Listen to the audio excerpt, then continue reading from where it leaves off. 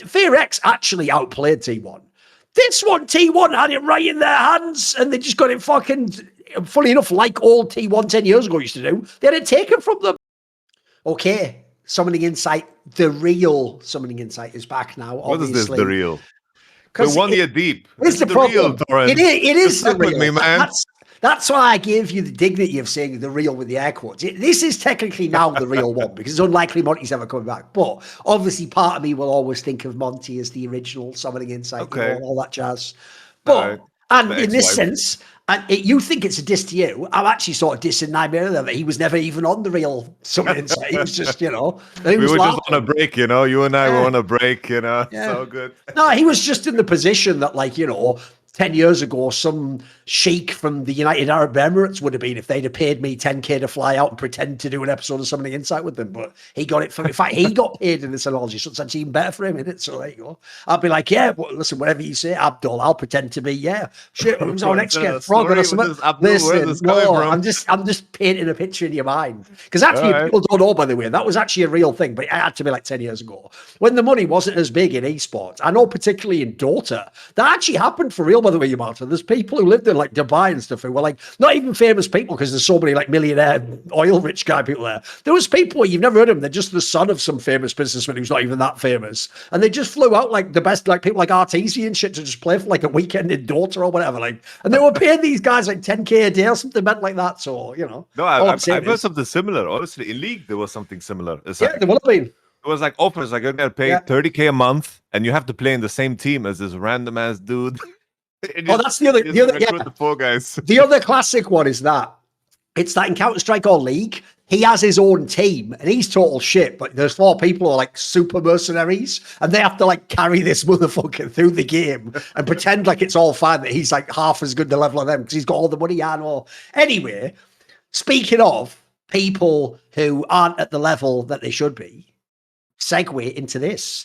Bro, you came back at just the right time. You know what, Yamato?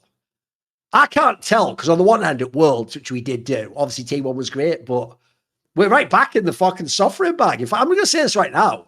I think FearX beating T1, I said on the last episode, it is one of the biggest upsets ever, but at least it has the angle that like FearX have been a revelation this split. Like they really outperformed way better than expected. The joke is people like Diablo, listen, put it down on the piece of paper already. He's going to play for one of the best orgs ever at one point in time and be probably like in 5 years, he'll be in that, like, is he the best ADC ever type conversation. He's got that sort of talent. So it's not totally a shock. But here's the craziest thing of all, bro, is if you look at Dplus, I don't think anyone's ever given Dplus any of that sort of like upside credit. I think a lot of people, like we talked about on the last episode, thought actually, if anything, you've given the little false hope, which is a classic Dplus style. But now surely you lose out and you come 3rd or 4th or something. And when you play T1, remember this is the T1 that won that Kesper Cup. They looked like, if not the best, the second best team most of this split. That's why a lot of people actually were never going to get to see it. Everyone wanted to see GenG and T1 play in the upper bracket or the lower bracket, wherever. We're never going to get. Now, listen, mate, I think this, if anything, this shows you how good FearX is. I think this Dplus upset's way crazier, especially because, remember, Yamato, FearX actually outplayed T1. This one, T1 had it right in their hands and they just got it fucking, funny enough, like all T1 10 years ago used to do. They had it taken from them. It was just stolen away from them in the night. So let's get some thoughts on this topic. Dplus has literally eliminated T1 in like whatever, 4th place or something. As a result, we will not be seeing them at. Remember, there's another thing. First stand has 2 slots. Perfect. It looked like that was going to be T1 and GenG. Now they're just going to be sitting and watching again. So what do you think of this upset, mate? What were you thinking of this?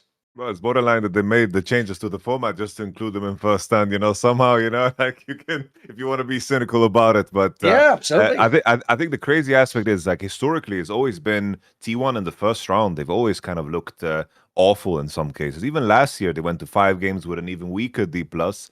And if it wasn't for like GenG being in the lower bracket in summer, then maybe like we all assume they're just going to make the finals because they tend to figure out themselves as they go, and backs against the wall, they tend to just be able to pull some bullshit that nobody else is able to pull, which was borderline the case in this series when we saw how Zahin, like owner, survived with like no HP as Wukong is flashing in. It just seemed like everything is collapsing no matter how good the Dplus draft was. And I think that's where the big difference is. They got reverse swept.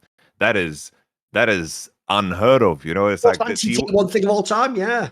Yeah, it's like this is the team that is supposed to, in crunch time, put it together and just be able to drag it over the finish line because historically they've always done so. In the first rounds, they've lost series. They've been 3-0 by Hanwha Life in very mysterious ways where they have strange drafts spanning all the way to the Zeus era. And I know everyone is dialing in on the whole draft topic and things that they can optimize, but T1 has been drafting kind of strange for the longest time. It's kind of like a part of who they are. It's like this is a very player-driven team. They tend to focus on the matchups and they tend to pick champions sometimes that don't make a lot of sense, but they lean into comfort, which allows them to do all of these crazy individual plays and outplays in the team fights that seemingly only they can do in some cases. But in regards to how the game was played, I was so surprised and stunned by how disciplined Dplus was. Coming into game 3, suddenly they're playing on range, they're playing on poke. That was a game that was very losing for them. There was a situation where T1 already had Nash, and somehow Dplus just played team fights in a way where they played on range, they played on abilities. No one was getting caught any longer. And as the series progressed, Steewer was just a massive standout. Lucid was winning all the smites against Owner, which is usually Owner's thing. Siwa in the matchup with the Gwen into the cannon was just marvelous. There was no traction to be found for Doran in the game. He was playing like Jace and he was playing Cannon, very strange champions for him, even though historically there's been periods where he's managed to make it make sense. I just think that the biggest thing is like we've heralded Carrier as like the biggest support, always the strongest support, but in terms of the level of let's say presence he had in this series against a player like Career, also very, very small. And we had 2 series where I kind of hoped for more, for just expected more from Carrier, especially in the individual matchups in the 2v2, and that's something that they really, really kind of fell behind on. I felt like the other teams knew how to draft BFX Dplus around bot lane to make sure that the bot lane matchup was better for them, and T1 could never find any traction in the game. And then it's like we can talk about Faker too. It's like he struggled like in some of the early matchups, but then later as the game progresses, he tends to find some angles. No angles found, just very little angles at all. I feel like the draft point is such a surface level thing because T1 win with bad drafts too. I think individually there were many moments where they really, really dropped the ball, and there was the T1 magic definitely faded a lot. Like this is one of those moments where like a glass shatters, and suddenly I think people are gonna think differently facing T1. If Dplus could do it, maybe in the next series, maybe in the next season, that level of presence that they have in a lower bracket run, backs against the wall, teams are going to view that very different and take inspiration from what Dplus did. By the way, I definitely agree on the draft point. I'm actually really sick and tired of that as like a whack angle from T1 fans, where when they lose, they go, why did they draft like this? And what they mean is in a non-standard way. And it's like, you are aware T1 has won all of their world championships in the modern day, not doing the meta style of drafting. Like, the whole thing is but like the Faker example is the best one, mates. This guy gets by every year with at least 1 or 2 splits where he has like a rough champion pool and he has to like go some non-standard angle or bring out a classic pocket pick. By the way, he even tried to do that on all the picks. He had the Galio, etc. He was bringing out, he played the Anivia that him and Caps always try and force in the game, etc. Like, it's not like he hasn't played these champions and won on them elsewhere. They just look, the problem is because they lost, people look at that as one of the reasons why. By the way, when I looked at this one, the reason why when I was setting up the thing about how crazy it is that you're back and how they've lost is because, mate, this is the most out of nowhere downfall I've ever seen for T1. All the past ones were shit like in the summer. By the way, GenG beating them isn't even a downfall. To me, the downfalls are where you do lose, like we say, to KT or your Dplus in their case. Hanwha Life beat them when they were beating Hanwha a million times. You go back the years before when they had the one with Porby in, that's an obvious one. Or the one where they were like 1 game from losing to KT in 2024, not going to Worlds. These are the downfalls. This one here, like I said, I actually think historically, let's see how the split plays out. They might even be second place at this point. FearX might not even look like a downfall. That might just be a team that they got better and better and we underestimated them. The D+ one for me, though, has to be the downfall, though, bro, because I'm sorry, I still don't believe in this team, even after this series. Like, this was like the fucking life series for Lucid. the Korea guy himself was like way better than you'd expect him to be in some of the games. Listen, people like Shibu, I think he's fucking mega, man. I've always thought that guy was good since he joined this team. Like, that's actually one of the more underrated pickups in league. It's just the problem is because he's on D+, people don't get to see him play internationally and he's not relevant to win the championship. Like, he's clearly an excellent player. But even then, that's quite unexpected, Yamato, because I have to say, I actually think Doran started this year pretty well. As much as everyone hated on him and thought, again, he might be a liability, he's actually looking pretty good, basically, until this series. Almost like, this is what, for me, by the way, I'm still listening, I'm just going to grab a pen. I think this is actually, it's not just the nature of the loss. To me, this is so out of nowhere, mate. Like, I actually felt so sure, like I said, that when I saw those 2 first stand slots, and especially when Hanward just was completely irrelevant and got eliminated in the groups, it's like, right, you know what? You may as well just forget the LCK Cup playoffs. Pencil in the finals, T1 versus GenG. You decide which comes from the low bracket, but that's definitely going to happen. The idea they don't ever even play, that wasn't on anyone's bingo card. This is ridiculous, mate. What do you think?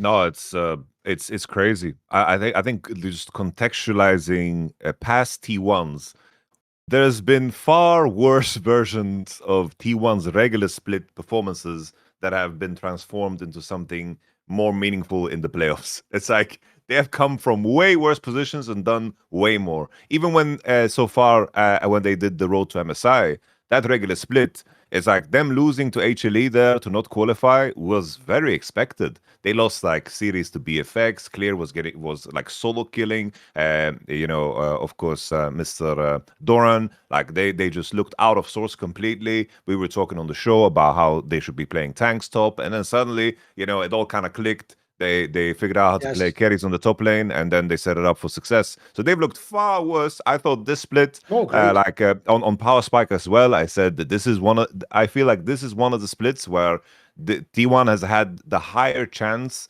looks like they could win it, in a long time to win it. Yeah, absolutely. Exactly. Yeah, absolutely. I'm with you. But that was like a couple of weeks ago, of course. But it's like from how they played and where GenG was at, I thought that Pays was making so much sense on the team. And that's like the detail, right? It's like you move on from Gumiyushi because his regular split performances have been very, very bad, especially last year. And Pays is the one that is known for having insane regular split performances, and he's the one that is supposed to, help you get to the finals. Because I thought that's what the change is for. But the fall here is monumental. It's massive. I know a lot of T1 fans that don't care, world finals, all that jazz. But I think this really, really stings. This hurts. This is a knife between the ribs for sure. And I'll give you another angle, bro. The craziest thing as well for me is this. I actually think last year, because they won Worlds in the end, people won't hate this take as much. But even if they hadn't have won Worlds, I thought last year was Bjorna's best year of his entire career, mate. Like, that was really impressive, the level. I think he was the best T1 player pretty much the entire year, except at Worlds, where Gumiyushi just stepped it up a bit. Like, he actually was, but I don't normally like to blame one player, but holy fuck, did he have some bad games in this series, Yamato. Like, the guy just could never land a smite ever. Like, imagine knowing that you're missing all the smites and your Calista can't even get within range to like rend the fucking, that's just ridiculous. Like, normally you would think that would be the less experienced team like that. Like, that was another thing that was really shocking to me. Like, I think Lucid is like, the difference is Shiwu's like a mega talent. Lucid was just like not bad for a rookie, let's see where he develops. Like, you wouldn't expect over a BO5 something like this could win the series. No, it's just like if there was like a skill set, you could like really, really pinpoint each T1 player. If you do it very surface level, Owner you associate with the smites, Carrier with the lane dominance. You have Doran with grace, right? He loses with grace and maintains the lane with grace. All of those specific attributes that we just think about when we hear these names, were just gone in the series. The weirdest part was that game 1 and 2, it just looked like this is going to be over, done, dusted, looked very, very easy. Like people walked away from game 2 thinking that series is over, they're moving on, and then everything just shifted. Because even at game 3 was very winnable. Game 4, draft was difficult, but we had a jungler that is 7-0 in really, really good conditions. Probably could have done a lot more in that game. It was such a surprising turn, because the mental fortitude required on the other side to, oh shit, I just spilled water all over my table. You need to take a minute. I need a minute. Need a minute. It's all good. Yeah, go for it. This is a disaster. Sorry, we'll give him a second. It's all good. He can clean on up the scale of T1. He has absolutely fucked himself now. Like, 'cause the worst thing about that is there's two types of water spill you can do. You can do the one where God's own grace reaches from the heavens and it misses the keyboard. It just goes straight to the floor. It doesn't even bounce up to the PC. Then there's the other type where it goes straight into the keyboard. Even worse if you have some like piece of paper on your desk. And then worst of all, obviously, because the nightmare fuel is if even one drip gets through that PC case, that's where you just start questioning life. You just feel doomed. Are you in a bad shape? It's terrible. Oh, Luckily, in general, I don't do. Oh, it's even got his phone. Holy fuck balls. Okay. Well, there you go. Much like T1, where normally owner would smite successfully and his coordination with there, you did the equivalent of smiting, which is just put your water cup back down and then just drink from it. And then you did an owner smite competition. You missed all your shots, you know. And you don't have Gumi Yushi to come in and clean up your room in this analogy, you know. So there you go. Whatever. What a fucking world. What a world. I can't even believe it still. Me neither, man. T1 out. I don't know. It's just the way. It's unbelievable the way it happened. That's why I say it's so out of nowhere, because bro, it's like it's rare if this ever happens to me, because normally I'm really good at like just rolling with the punches and whatever happens. But part of me just still can't process that they're just not in the rest of the tournament. Like, this is it. Like, they're not in the first stand. This is it. It's over already for split one, and like that's how it ends. So that was just whack. Like, remember, I could also. Here's the other thing as well. I know what you mean about the series. I could forgive this way more, Yamato, if the series went like this. Here's how a classic series would lose if T1 lost. You just straight up lose game one. Game one, they're awesome. The underdog team comes out, they just blast you out the server. You think, you know what? Be a bit more cynical in the draft. You draft differently on the second game on the other side. T1 wins that. It's 1-1. But then the underdog comes back again. Another third game, they're up 2-1. T1 clutches one out, though, with a mad performance where they get back in the game. Then in the last game, you just miss one smite on one key bar and they win it off that, or a base race or something. You go, well, you know what? It can happen to anyone. It's the fact that when you actually build it all up, T1 was supposed to be way better than dplus. Nobody had dplus even being relevant for this split. Then you secondly have the angle that, like, again, imagine telling someone this T1 gets reverse swept. Like, why? And then thirdly, what? People like Lucid are going to outperform Owner. No way. I can't believe you could have outperformed. There's no way Lucid's going to outperform Owner. But all these things happened at once in like a nightmare perfect storm. And now they're just done so. Like, the joke is we can't see them internationally until fucking MSI, which is 1,000,000 years from now, it feels like. That's also going to be rough as well, because it's like, in theory, you also, if you remember, Riot want T1 at every fucking competition. Like you say, I agree with you. This is so cynical when they added the second slot. That's just like, let's ensure T1 get there. Like, yeah, it's a good move. It should. The problem now is it's like, in this analogy, FearX or Dplus are the KCB to the Los Ratones of this one. Like, no, we'll have two teams in. Yes, one will be the best. You just wanted Los Ratones the whole time, you fucking scumbag. But whatever. It is what it is. By the way, there is actually another angle we can spin into now, which is this. I want to get your take on this. Because, bro, one thing, you know what? Every now and then, I don't complain about Twitter/X, but the one area I will complain, because it's actually what you call like a network effect that I'm getting, that must be why people get annoyed at people like me and you, which is, you know, in the modern day, everyone uses the For You algorithm page where it just generates what it thinks you're going to be interested in reading. And the real reason, by the way, why ever since stuff like that existed, people wig out about people like me, is because unless they're smart enough to just block my account, it's inevitable I'm going to be in their feed, because think of how many people they know that they follow me, or how many times I'm seeing a keyword, which is something they search for, like LCK or Faker or T1 or Caps. So because of that, I'm always going to be in their feed, whether they want me there or not. And one of the things that's funny is, on the other side of the equation, that happens to me too, guys. Like, I'll just be on my Twitter feed and I'll be like, wait a minute, why am I getting like tweets from like, 700 follower T1 stan? And it's like, well, logically what I just said. They tweet about T1, Faker, LCK, all the same things I'm into. And unfortunately, every now and then I read them. So I'll tell you what, right? T1 fans / weird Western teenagers that are into LCK have been on one this last week, mate. I don't know if you saw this, where they have taken the clip of Korea The Career, the support player for Dplus, not Carrier, the player for T1, just to avoid any confusion there. The young support player, there's a clip of him, obviously, where he's crying, and cvMax comes over and sort of like hands him some tissue and probably tells him some shit along the lines like, get yourself together, man, we're going to play the games.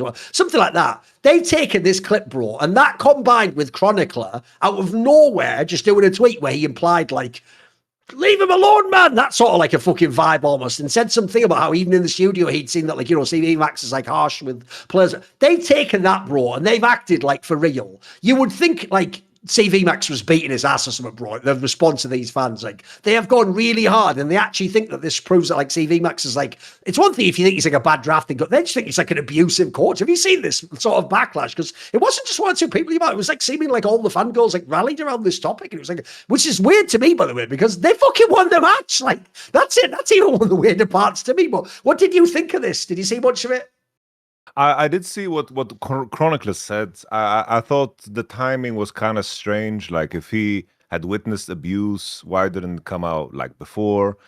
Maybe he reported in the LCK studios, whatever. I don't know what he did or didn't do. I just think that, like, taking that moment and assuming the worst without the context, because at least for me, with how it looked like, it was. What I described was the amount of pressure that you bottle up and the amount of emotions you bottle up real time because you have to is that is basically the pressure, right? The pressure is like not acting on any form of emotion that might come through you, and in that moment you're bottling it up, and then when you have any form of relief. Just a detail, this was also when T1 was up 2-0, right? I believe that was the state at the time. It was basically they won game 3. They won game 3, right? And he was very, very upset, or like visibly upset. But I think this was just a moment where, like, relief, like he had all these emotions going through them. He felt like a moment of relief, and it's like it just fucking comes out. It's like I've experienced that in competition. It's like you go through a grueling series, game 5, and then when the job is done and you're almost over the finish line, it's like you just everything that you've prevented from coming out just comes out. And I think this was a moment, like, there's a young player, it's his first year, right? It just he's very emotional there. Also, in all the interviews after the fact, Career also spoke highly of like how cvMax managed the situation.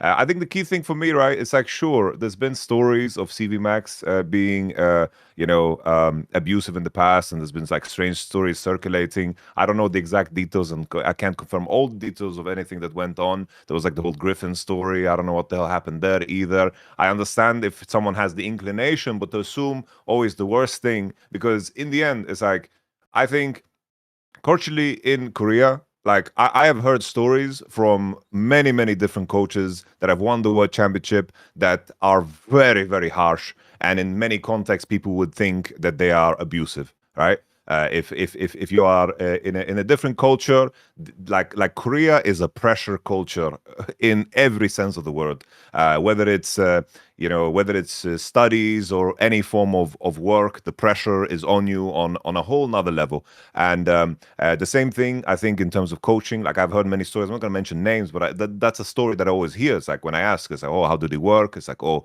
he's very, very stern. He's very harsh. He doesn't allow mistakes. Like, when it happens, it's like he raises his voice. He gets fucking angry. And these are like coaches that have won the World Championship, right?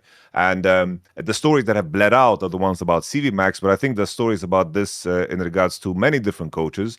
And for me, it's just like, in that moment, to just say, look, he's abusing him, like, it's just such a reach. It's such a reach, yes. Especially when you don't know the context. And if you have like proof, because you've been in the studio and you've witnessed abuse, then like maybe report it. And then if nothing changes and Dplus make the decision to work with cvMax regardless of his history, like, Dplus still obviously talk and have the information about how cvMax works and all that jazz. He just came off of JDG, and he left in the middle of the year to join Dplus. As like, there are still organizations willing to work with him, and probably in the end, these are the guys that are making decisions, giving him a job. And from everything what the players say about cvMax, they seem very, very happy with him, even before this particular best of 5. So I thought it was very strange, but I understand why someone might hate him, because of the rumors. And I understand why Yeah. someone skewed that way, but it's at the same time irrational, I would say. No, as you're pointing out, I can even remember this because I've just got a good memory, haven't I? Basically, people don't know the way cvMax's career ended in GenG, which is actually what then caused him to go to DRX, which then is what led to like Chovy and people like that eventually getting their way to Annual Life. Was if you remember, what happened was the top laner Sword, who was the more like Scion player, not Doran, obviously. He famously like. I think it was someone like his family or something even attempted to like sue fucking Yeah, his Griffin. parents Now, tried to sue him.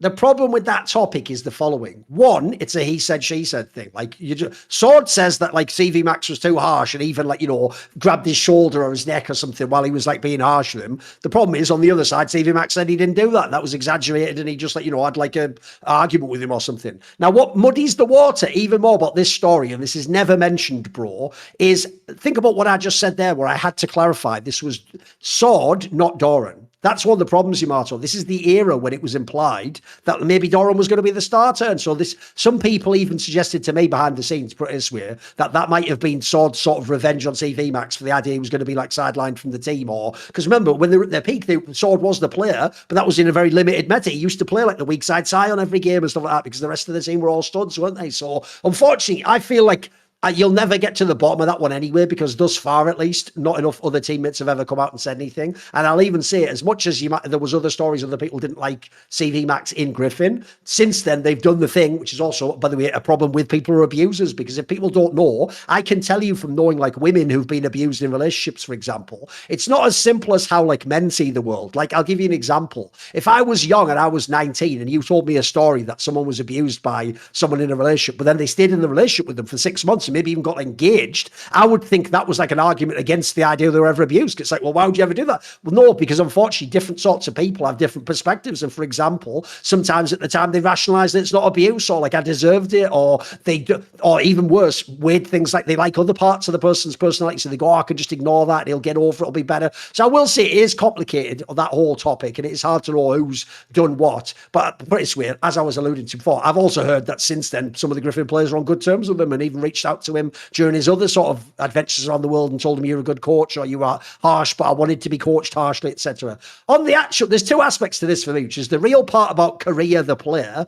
and then the chronicler part. Let's just do the chronicler part first. The chronicler part, I think, is the weirdest part of all of this. Like, look, I get that the logic might be because he doesn't work on LCK anymore, now he feels like he can just say what he thinks about this topic. And maybe he thought it the whole time, but he thought, because I know fans are going to think, yeah, but if it's abuse, you should have just said it. You don't know how Korea works, mate. Like in the country Korea, I can tell you right now, you know what, I won't mention names, but let's just say if I was to ask you to all list the most famous Korean journalists you know that speak English, some of those people literally know about abuse that has taken place within LCK in different degrees, nothing sexual, anything like that. And some of them have told me I will never speak about that because I'll be completely blacklisted in the Korean scene, basically. Like the companies won't deal with me anymore. Maybe even Kesper would tell people like stay clear of me because essentially they don't want it dealt with publicly like that. They consider, remember, it's a culture that's all about honor and how you appear to the public, etc. It's one thing if you went privately and tried to deal with it. So I don't, to me, it's not that Chronicle couldn't say it. I think maybe he thought for the sake of his job and the fact he lived in Korea, it wasn't his place to say something. But the reason I find it weird is this. Maybe you can correct me on this because I don't know this. Is Chronicler one of those people who actually like became fluent in Korean? Is he? Do you know? I don't think so. Basically, I would suspect, unless you know definitely, that he wouldn't be, because if people don't know, it's not just how many years you live there. You have to really actively train every day to get good in Korean. So the reason I also found that weird is like I've also heard something similar, Marto, that like he's just a guy who lived there and maybe knew like a little bit conversationally. Like as far as I know, he didn't go the sort of Wolf Doer like Brenda Valde, where these guys just became fluent, mate. They could speak out. Because the reason why I think that's relevant is if he doesn't speak fluent Korean, then how the fuck does he know what cvMax was talking about with any of these players? Like, mate, the fact you walk past and someone seems like they're giving a stern talking to a player and the player appears visibly emotionally upset is not enough for you to then make the conclusion that person abused him and made him cry and was like that. I'll give you an obvious example, Yamato. Right? What is the background of your dad? What country is he from? Palestine. There you go. Perfect example. How many times have people who are Westerners, Yamato, seen people who speak in other languages, maybe Arabic or something like that, having just a conversation? I've had some people who are Chinese or Russian, and it sounds like they're screaming at each other. And then when you go like, is everything okay? And they go, yeah, I was just saying what we're going to do for dinner later. And you're like, holy fuck. Like, you know, that thing where it's like, because you don't have any of the things to tip you off as to what they're talking about. You know, you don't know. It's very different. So people talk like that. I'll give an example, right? My father, like when you talk to on the phone in Arabic, it's like the person who gets to talk is the person who screams the loudest. That's how it works. Right. You stand on the balcony and, bro, you don't need a phone. Right. They're going to hear you. Yeah. You get my point on that one. It's way too difficult. Like, if the difference is, if that was a Dutch Chronicles from Netherlands, if that was a Dutch player speaking Dutch to someone, I would totally trust Chronicle and be able to pick up on the nuance, what's going. So I think on that one, I'm not even saying Chronicle is wrong. It's just like, mate, can you give us more info though? It can't just be like, I saw her a couple of times in the studio. We need more than that, mate. Like, because essentially, like I say, even if he didn't do this, fans have taken this and then connected it, I think, to the Griffin story. And the logic is cvMax is some like outrageous abuser who's just making all destroying the mental health of his players, which I don't get. And I'm with you as well, mate. Believe it or not, the fact that this is a rookie makes me somewhat more generous in my interpretation, because I'm with you, mate. I don't think fans realise the pressure on these players. I've always told this story that one of the weirdest things about Koreans is, in a sense, they're almost like delusionally optimistic about how good they can all be at the game, Yamato. Like, because of how their culture works in terms of incentives. Like, in their culture, it isn't cool, by the way, to be the guy that we all love in the West. I'll give you an example. My old mate, Soaz.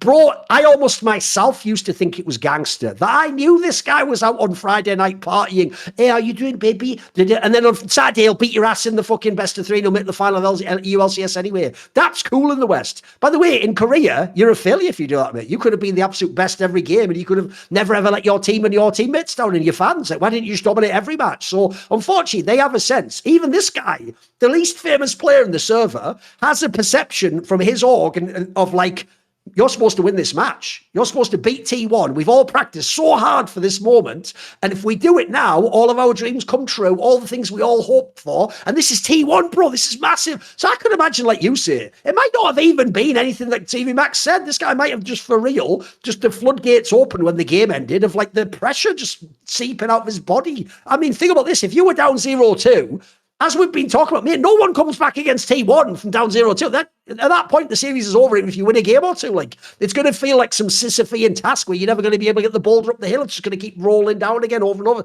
So my point here is I don't have a strong conclusion. I'll never say cvMax did nothing wrong. But I just think on this one, I feel like there was like a little bit of room you could make that speculation, and people have just used the fucking crowbar to make it wide open. And we're getting some really out there analysis, especially because, again, I'll bring it all back. It did win the series, which I also think ties into one other thing about it. You hinted at it. This is a problem I keep having with Westerners, and it goes like this. Which do you want? Do you want to have no omelettes, or do you want to crack a few eggs and have an omelette? And they just tell me every time, no, Thorin, I want there to be no cracking of eggs, but I want an omelette, please. Well, you can't have one. Like, as far as I'm aware, Yamato, you said it there, I'll go one further. I've never heard of a top esports team or coach in Asia, LPL and LCK, that wasn't on some level what we'd call quite harsh in the West. Like, all the great ones, as far as I can tell, it's even in their culture, mate. Like, your boss will just fucking scream at you if you do things wrong, or you're not hitting performance metrics. Now, in the West, that would be a really extreme person like Steve Jobs, who's considered an arsehole. It's only because he made billions of dollars that was okay. Like, I've just heard that's sort of the norm over there, mate. That's just how things are done there. And here's a reason why that people wouldn't think about that you might have to think about with someone like a cvMax. I'll tell you an obvious reason why those coaches are so harsh about it. Because they're getting pressured by their boss. There's probably like the GM of the org or the president or the CEO. That's the guy going to a cvMax. Now, listen, cvMax, we brought you into in the championship here. Weren't you one of the best coaches with Griffin? You would just play, there's pressure on these guys. So if you know how it works in companies where the old saying in English is shit rolls downhill, what that means is when your boss has a bad time with his boss, if you do anything wrong, mate, he's going to give it all to you, isn't he? Because he's got all that built-up fucking frustration. And the second you do something that lets him down, he's going to let it out on you. But if you don't know that he just had an argument with his boss, you're going to think it's just coming from nowhere. Like, what the fuck have I done? And then the joke is, maybe you have a guy under you who's late on his work and you go, come on, man, you're fucking up, man. And everyone's just getting fucking frustrated and emotional. And there's a lot of that going on. I just thought this would be an interesting topic because actually, if you notice, I don't have any strong conclusions. I just think there's more food for thought than maybe people initially considered, And just to do people in, because I managed to pull it up, it's like cvMax got a suspension, but it was indefinite, but then it was no longer indefinite because Riot said they didn't have sufficient evidence to basically hold it. And then in the end, Kespa suspended him for 5 months. And if there was something violent or anything of that nature, then I think in the end, the punishment would have been a lot more. It would have been a lot severe. more, in my opinion. It would have been like GG over. Yes. And there was the weird angle, right? Because something that seemed so, let's say, like obtuse is a bit hard, but it's harsh of a word. But like to say that because the claim was he's under a lot of pressure, that's why he cried, and it's like, yeah, but cvMax created that pressure. It's like, no. Come on. It's like the pressure and the standard that, as you mentioned yourself, Korean players are under is completely different. I was working when I was in Sandbox. We had 15 players. 5 players were in the junior team. I didn't even meet them. I think I was told the other week, like when I was at the LEC, that Ice was my play when I was in Sandbox. I didn't even know, which is a small world, which is interesting. But nevertheless, there was a player in the second team that basically lost 300 LP and had less games than other people. A senior manager came into the office and just tore into him. I'm asking, I was like, yo, what's happening? He's like, this is unacceptable. He's here to do a job and to improve himself, and he's not even like doing the minimum. And then, like, as a punishment, they removed him from the active sub roster, so he wasn't even like visible on anything. And in that moment, it was like, you need to do this, and you need to step up and do this, or you're like just going to be sold and removed from the team. And in the end, it turned out that he couldn't cut it, and he was cut from the team. And that's like the standard. It's like even if for other people that are watching, you can even look at the owner story. I keep referencing this one because how he got into T1 was a very, very harsh process, and he took so many risks in terms of how it would affect his academics and his sports, because in terms of how you set yourself up for success in Korea, the standard is so damn high. It's like there are certain universities you want to get into, and if you don't get into those slots, in a lot of cases, you consider a failure. And the amount of money that is spent on tutors and teachers, and how tedious the schedules are of youngsters from age 8 to 20. It's like their schedules are completely filled with activities that are going to make them a success, right? So the pressure starts early. It is very harsh. In a lot of cases, very cruel too. It's very, very cruel. But that's the culture that you need to like understand before you breach these topics, in my mind. And I think I'm taking the side as I take the side of caution, because I'm not going to pretend that I understand, especially because we have so little information, and at the same time, culturally, it's like I know things on a surface level. I'm not going to say that I am an expert, even though I coached in Korea, right? Oh, absolutely. Also, another thing as well is, like I alluded to there, the real problem we have is this. It's all well and good sitting down and saying, like, look, me as a Westerner / American / European, or whatever you might be, I think this is abusive, or no one should work in an environment like this. But as I just said, you have to ask, what are the results though? Because if the results is those are the people who become the world champions and are better than all of our Western teams, then suddenly you actually have to start asking yourself this question of, like, what is the job of being a pro player? Because my problem is this, Yamato. If this is like 15 years ago in esports, I think you have a way better case that it's really abusive, because in that scenario, everyone was grinding. No one made any fucking money anywhere. Like, I've always told this story. Like, first of all, the early LCK pros, when it was called OGN, some of them were making salaries, I've heard, like $30,000 a year, mate. They were in like the best teams in the world. Like, at a time, by the way, when like a Bjergsen would have been on like $500,000 already, something outrageous like that, you know. So, and then even in Western esports, if you go back to the early days of like CSGO or whatever, people were making $1,000 a month. That was the salary. Yeah, back then, if you then add a load of stress on top of it all, I could totally see that as abusive. My problem is this. In the modern day, this would be like saying that some UFC champion contender level fighter, they're training him too hard in the boot camp. Mate, he's a UFC fighter. Like, his goal is to win the belt. Like, there's only a few people going to do that, and he gets paid millions of dollars. So, unfortunately, even though that might suck to me or you if the coach say, get in there and lose 2 more pounds. Hey, do another round on the round session. We're going to have sparring where it's full contact now. That might seem really unfair, but they're trying to do something very unusual. He's not working at Subway, is he? He's not like, hey, can I take your order, please? And then the coach say, hey, dickhead! I told you not to do that with someone. With the that's a normal job. This is an extreme job where, in this case, I know Dplus aren't thought of as a KT in Animal Life. They were one of the orgs, though. If you go back 4 or 5 years ago, it was one of the best orgs in Korea. And I agree with you. First of all, the pressure of playing for them, there's an expectation you'll be the next player that takes them to the championship and worlds and all the rest of it. And then also, you are being paid at this point in time, potentially, maybe not in Korea's case, but in terms of other players, millions of dollars. And you're being paid, just like sports, to perform. You're not being paid just to be good or because you were great last year. You're being paid to get specific results this year. And so, unfortunately, that is going to lead to people holding you accountable in a really harsh way if you're from those cultures, in my opinion. I mean, I always tell people the worst ones aren't even any of these Korea ones I've ever seen. Bro, it's the ones where what shows you that Asia is just built different, Yamato, is some of the worst clips ever are from documentaries the teams themselves in the LPL put out. As in, they were like, yeah, I'm signing off on that. Put that out there. Like, like some breaking point shit where they thought it was all secret. Like, some of them think this is like good that they have the coach. Like, what's that one where, is it WE? The one where that coach was just flaming the fuck out of them all. Like, what are you doing, Baron? Or whatever? Like, almost like I would on this show, but like that was his actual coaching style. Like, just fucking brutalizing these guys for doing the Baron at the wrong time. Like, that, unfortunately, that is just sort of the lay of the land there. It's crazy, bro, that the person named Maokai could be so I know. so angry. I know. He was going off though, mate. That clip, everyone who has ever seen it, you'll never get out of your brain. He was going so hard on these motherfuckers. It's crazy, wasn't it? I know. Was that mid-series? I think that was mid-series. I think it was, yeah. I think it was like between the games or something. Yeah, exactly. Oh. Which, there's another thing, by the way, maybe people don't appreciate. That's also actually the most likely place. Maybe as a coach, you can speak to this. Because my problem with this is that, Yamato, look, if it ever turns out there was abuse in this case, yeah, that's fucked up. And I'd have to know the circumstances. But certainly, I don't think people should be like mentally breaking down because someone's pushing the buttons in the wrong way. But sadly, I do, as I've sort of set up, I think also Westerners go too far the other way, mate. Where I've heard some stories about LCS where you just can't.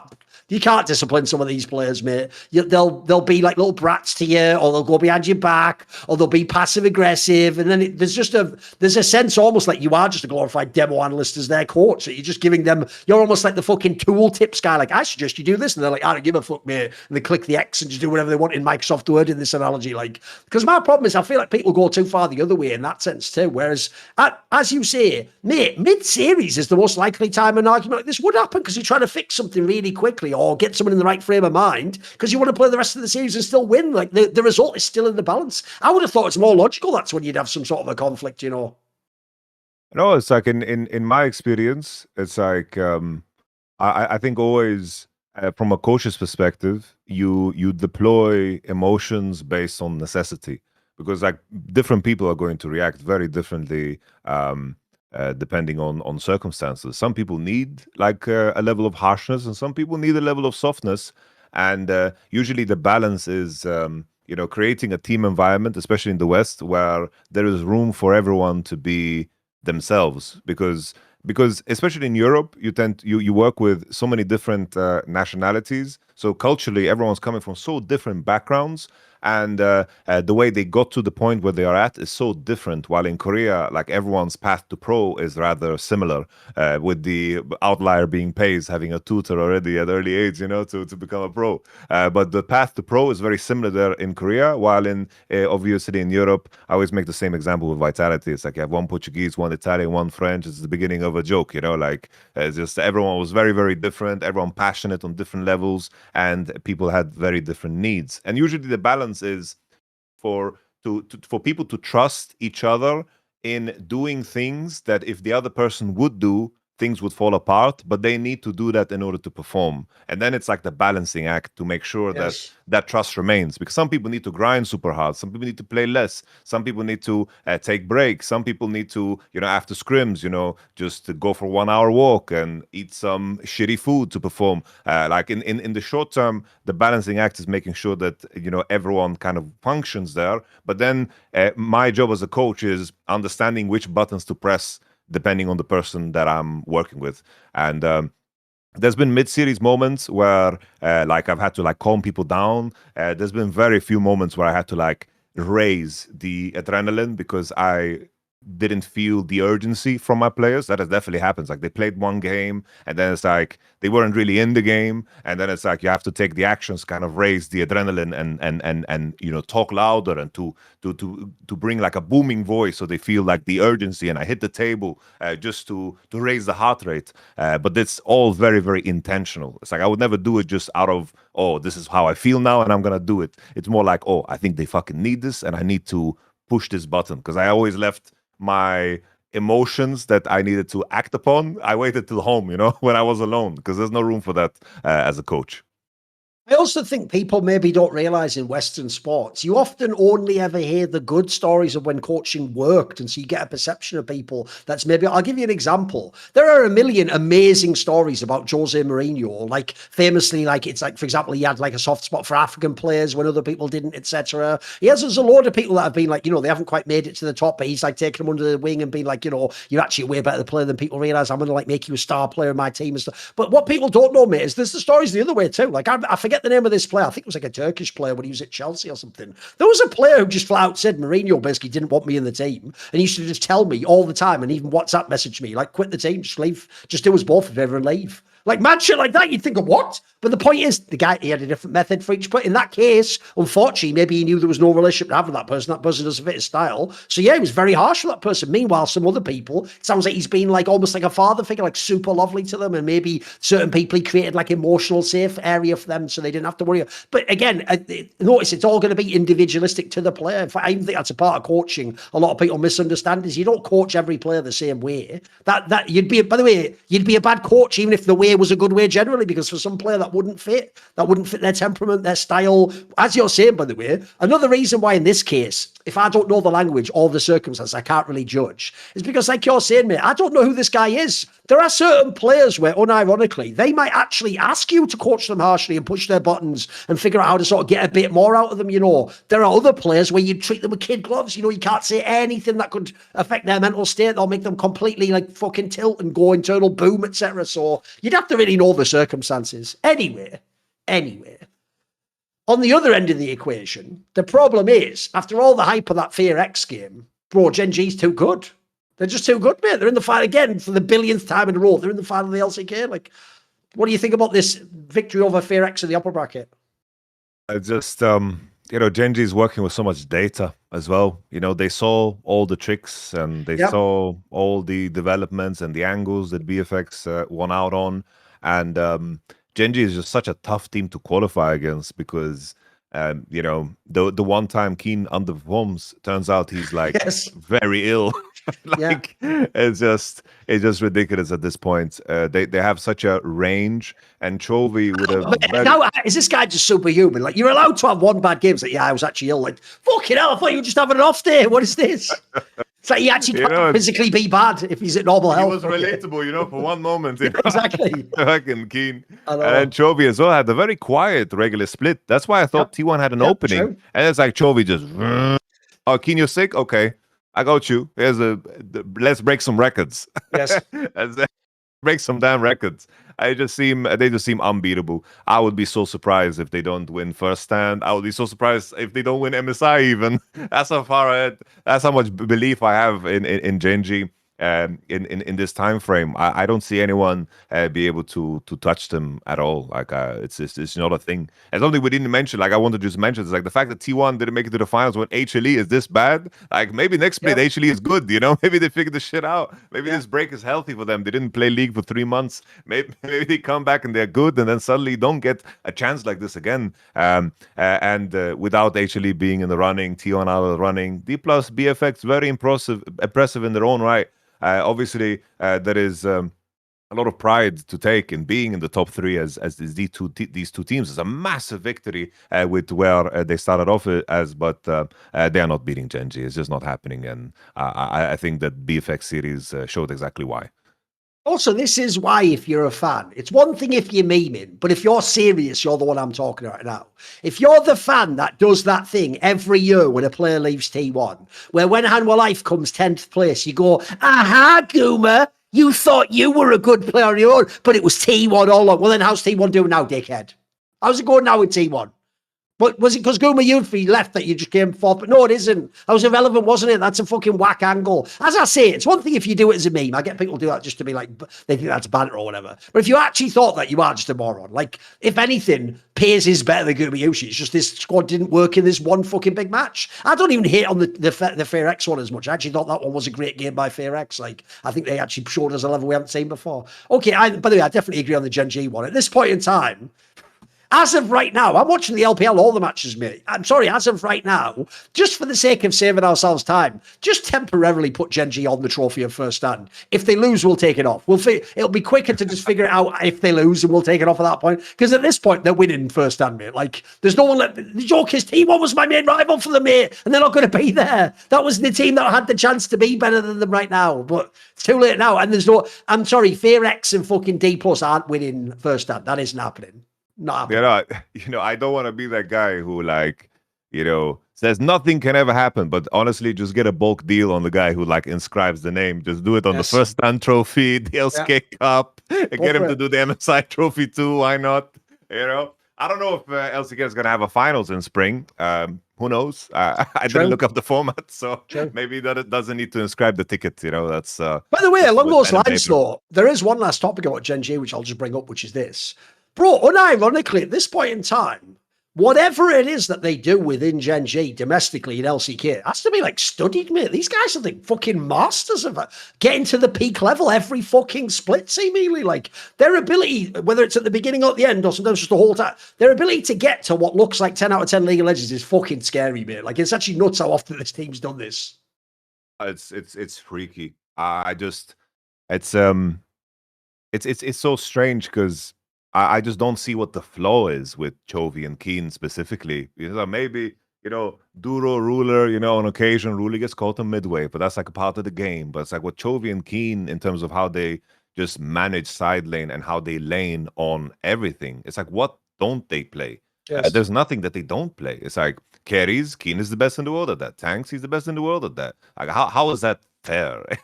Usually, there's attributes, you distribute them. It's this guy is really good at this, but with these two guys, there's no flaw at all. As Canyon, I think on occasion, I think that he gets away with a lot because of how good his laners are, but there's nothing that tells me that Canyon can't kick it into absolute gear because he's playing well. He's not playing Canyon GOAT level, but he's playing well. And for GenG, that's definitely enough. But it doesn't mean that Canyon can't show up when he needs to, if something else kind of falls, because he also has that range in his champion pool.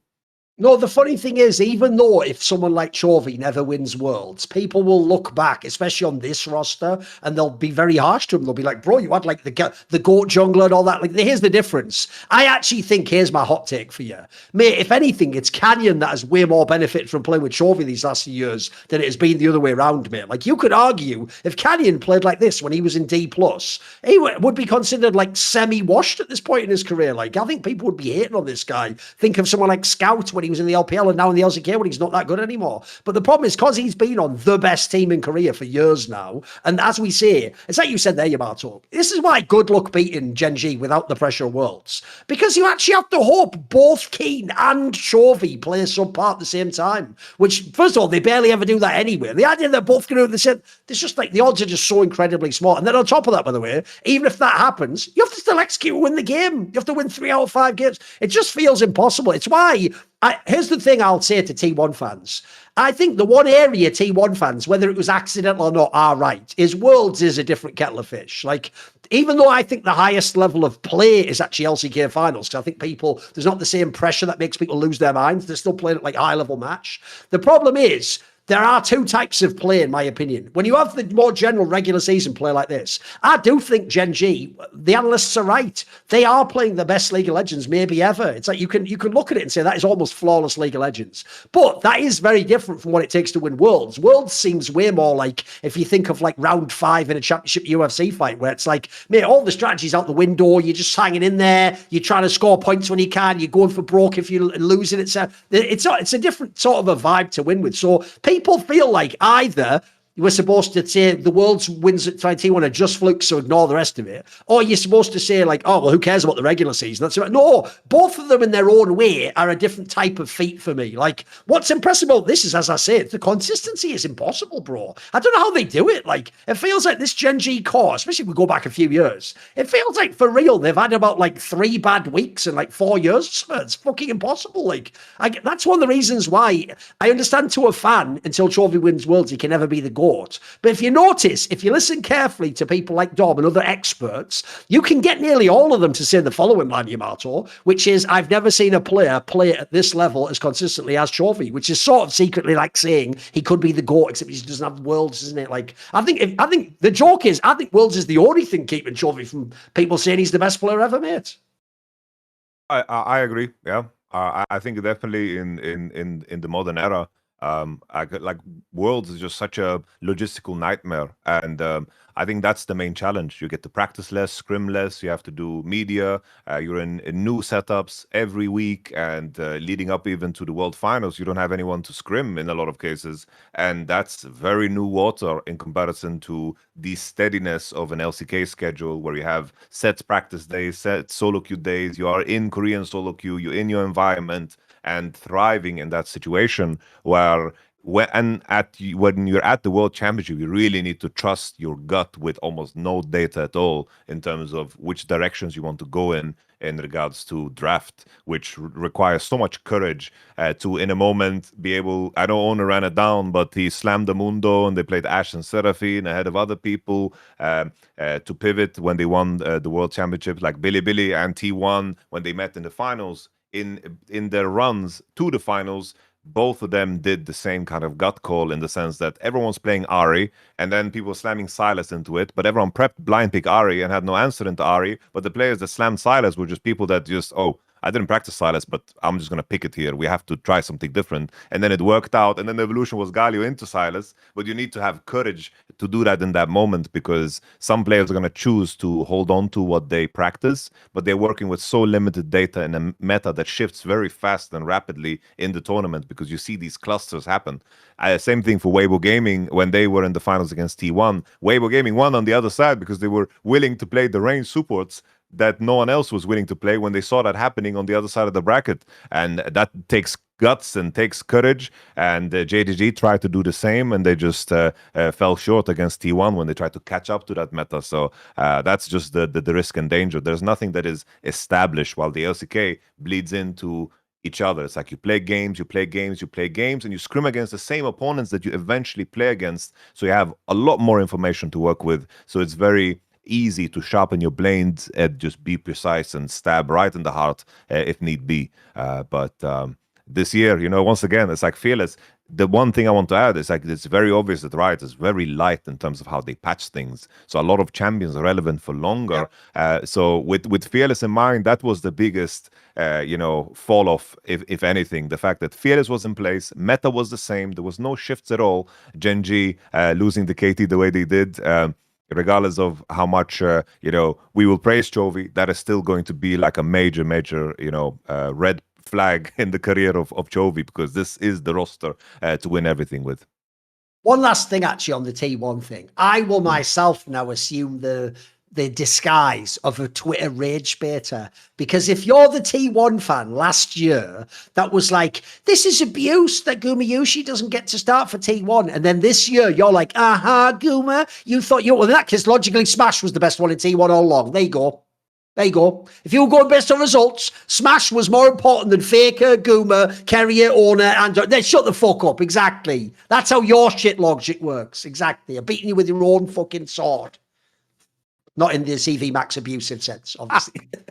Whatever. Anyway. Jesus. Anyway. Go full circle. Whatever. Anyway, now there is obviously a match coming up, Yamato, which is essentially the last deciding spot for first stand. Because remember, yes, we've got the finals, the one that's going to be in Hong Kong or whatever, but we already know GenG's at first stand. There's the lower bracket match between FearX and Dplus. And if you go over to Polymarket, it is quite close, actually. According to the traders on Polymarket, there is a 53% chance that Dplus is the winner of this match. So amazingly, they're actually favouring Dplus, maybe because of just this T1 series, maybe people saw the GenG series of FearX, not those guys. Now, I've got to say at the outset, Yamato, I actually disagree with this. I think I'm going to favour FearX to win this series personally. For me, here's the difference. I do think people like Lucid had like their life game, mate. I think the Korea guys never looked as good to me. Like, I was even shocked that Showmaker got through all 5 drafts, like with a champion in every game. Like, and as you just said earlier, mate, I'm with you. I really thought there was just going to be 3-0 T1 when I was watching that game. I think FearX showed me way more. I thought their win was a lot more impressive. I actually even think now, like, you might go, GenG won easily. They did, but they're going to do that against everyone. Like, I think at the end of first stand, you'll look back and go, actually, FearX wasn't bad. Like, I think it's going to be a rematch in the upper bracket personally. Are you going with Dplus for this one or FearX? Which one do you prefer? You know, I think from strictly a gameplay standpoint, I was very impressed with how just Raptor and Kellen just dominated the map, how they played together. Diablo, obviously, like a menace with time. Vikla is a bit on and off. He had a good series against Faker, but I would think that even like in the matchup against Showmaker, I would probably favor Showmaker. But the big detail for me here is that both of these teams are now flying to Hong Kong to play in an arena in a best of 5. True. And I do think the fact that Dplus went through a very, very hard series, I feel like this is a team that you can't mentally break anymore. I feel like at this point, if you manage to reverse sweep T1, the level of confidence you come into a series, and a series that should be close, I do think that your stamina and your experience is really going to be an important factor. Because I do think that element is going to play a big part, and that's why I'm favoring Dplus slightly. But I can make arguments gameplay-wise while BFX should have an edge. I just do think that the Dplus experience is going to be important, especially Showmaker there, his experience playing in big events like this. And I do think that the DNA now has been like really, really hardened for Dplus. And I do think there's going to be a very close series. And I do think the mental is going to edge it out in the end.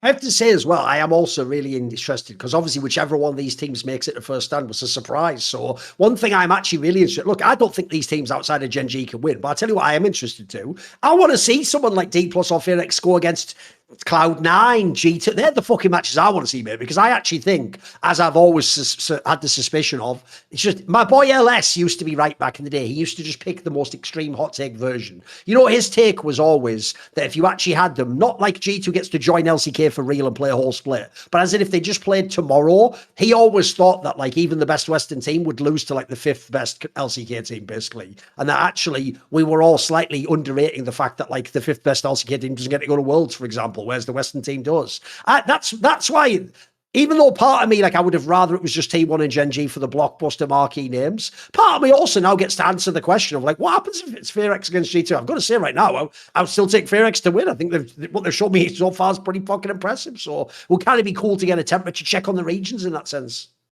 Yeah. No, 100%. I think from where we stand right now, we're very early in LPL playoffs, but I could see like the second team out of Korea be the second best team too. I think that's very plausible. I don't think that's an impossibility with the level they've shown. I think that they've had very honest victories. Like I don't think there was bullshit there at all. There's a lot of things that can be replicated. The main thing that is like the counter argument against both Dplus and BFX is that in the last series that they played was also the best games that they played. We need to see them replicate that over and over again, because we saw KT play the best games they played against GenG, and then it got 3-0 in the next round, right? When they played against them, and how Life was hard and GenG was hard, and they just got brutalized. So replicating that result is going to be the main thing that I pay attention to, because it would be very sad if they go back to the undisciplined version of themselves right after having the series of potentially their life for both teams. Yes. Okay. Well, anyway, Yamato, now I'll just keep you up to do an ad. All right. That's that's beautiful, bro. Listen, sometimes I you're expect more of a tired, you cue-up. know. It's late. Listen, we'll do it next time. It's all good. All right. Well, This is the honest might of ad cues. Well, sometimes you're chatting with your friends, about what the future might hold. You're chatting about how shit your bosses are and how you have to work extra hours for no extra pay and he's inefficient and you're being told to do things in a certain way that you disagree with, but you kind of just eat it all up because it's your job and you're an employee. And then you think to yourself, you're chatting with your homies, it would be nice if we owned our own damn business and we do our own thing and we would finally pursue that idea that we've mumbled about for the last 12 times we hung out at this bar. Well, I understand, the difficulty because you're trapped in this job and you feel to yourself, oh, I don't have the time, I don't have the freedom to jump into things because it can be very stressful. You have to invest money, you have to invest a lot of things and take a lot of risks.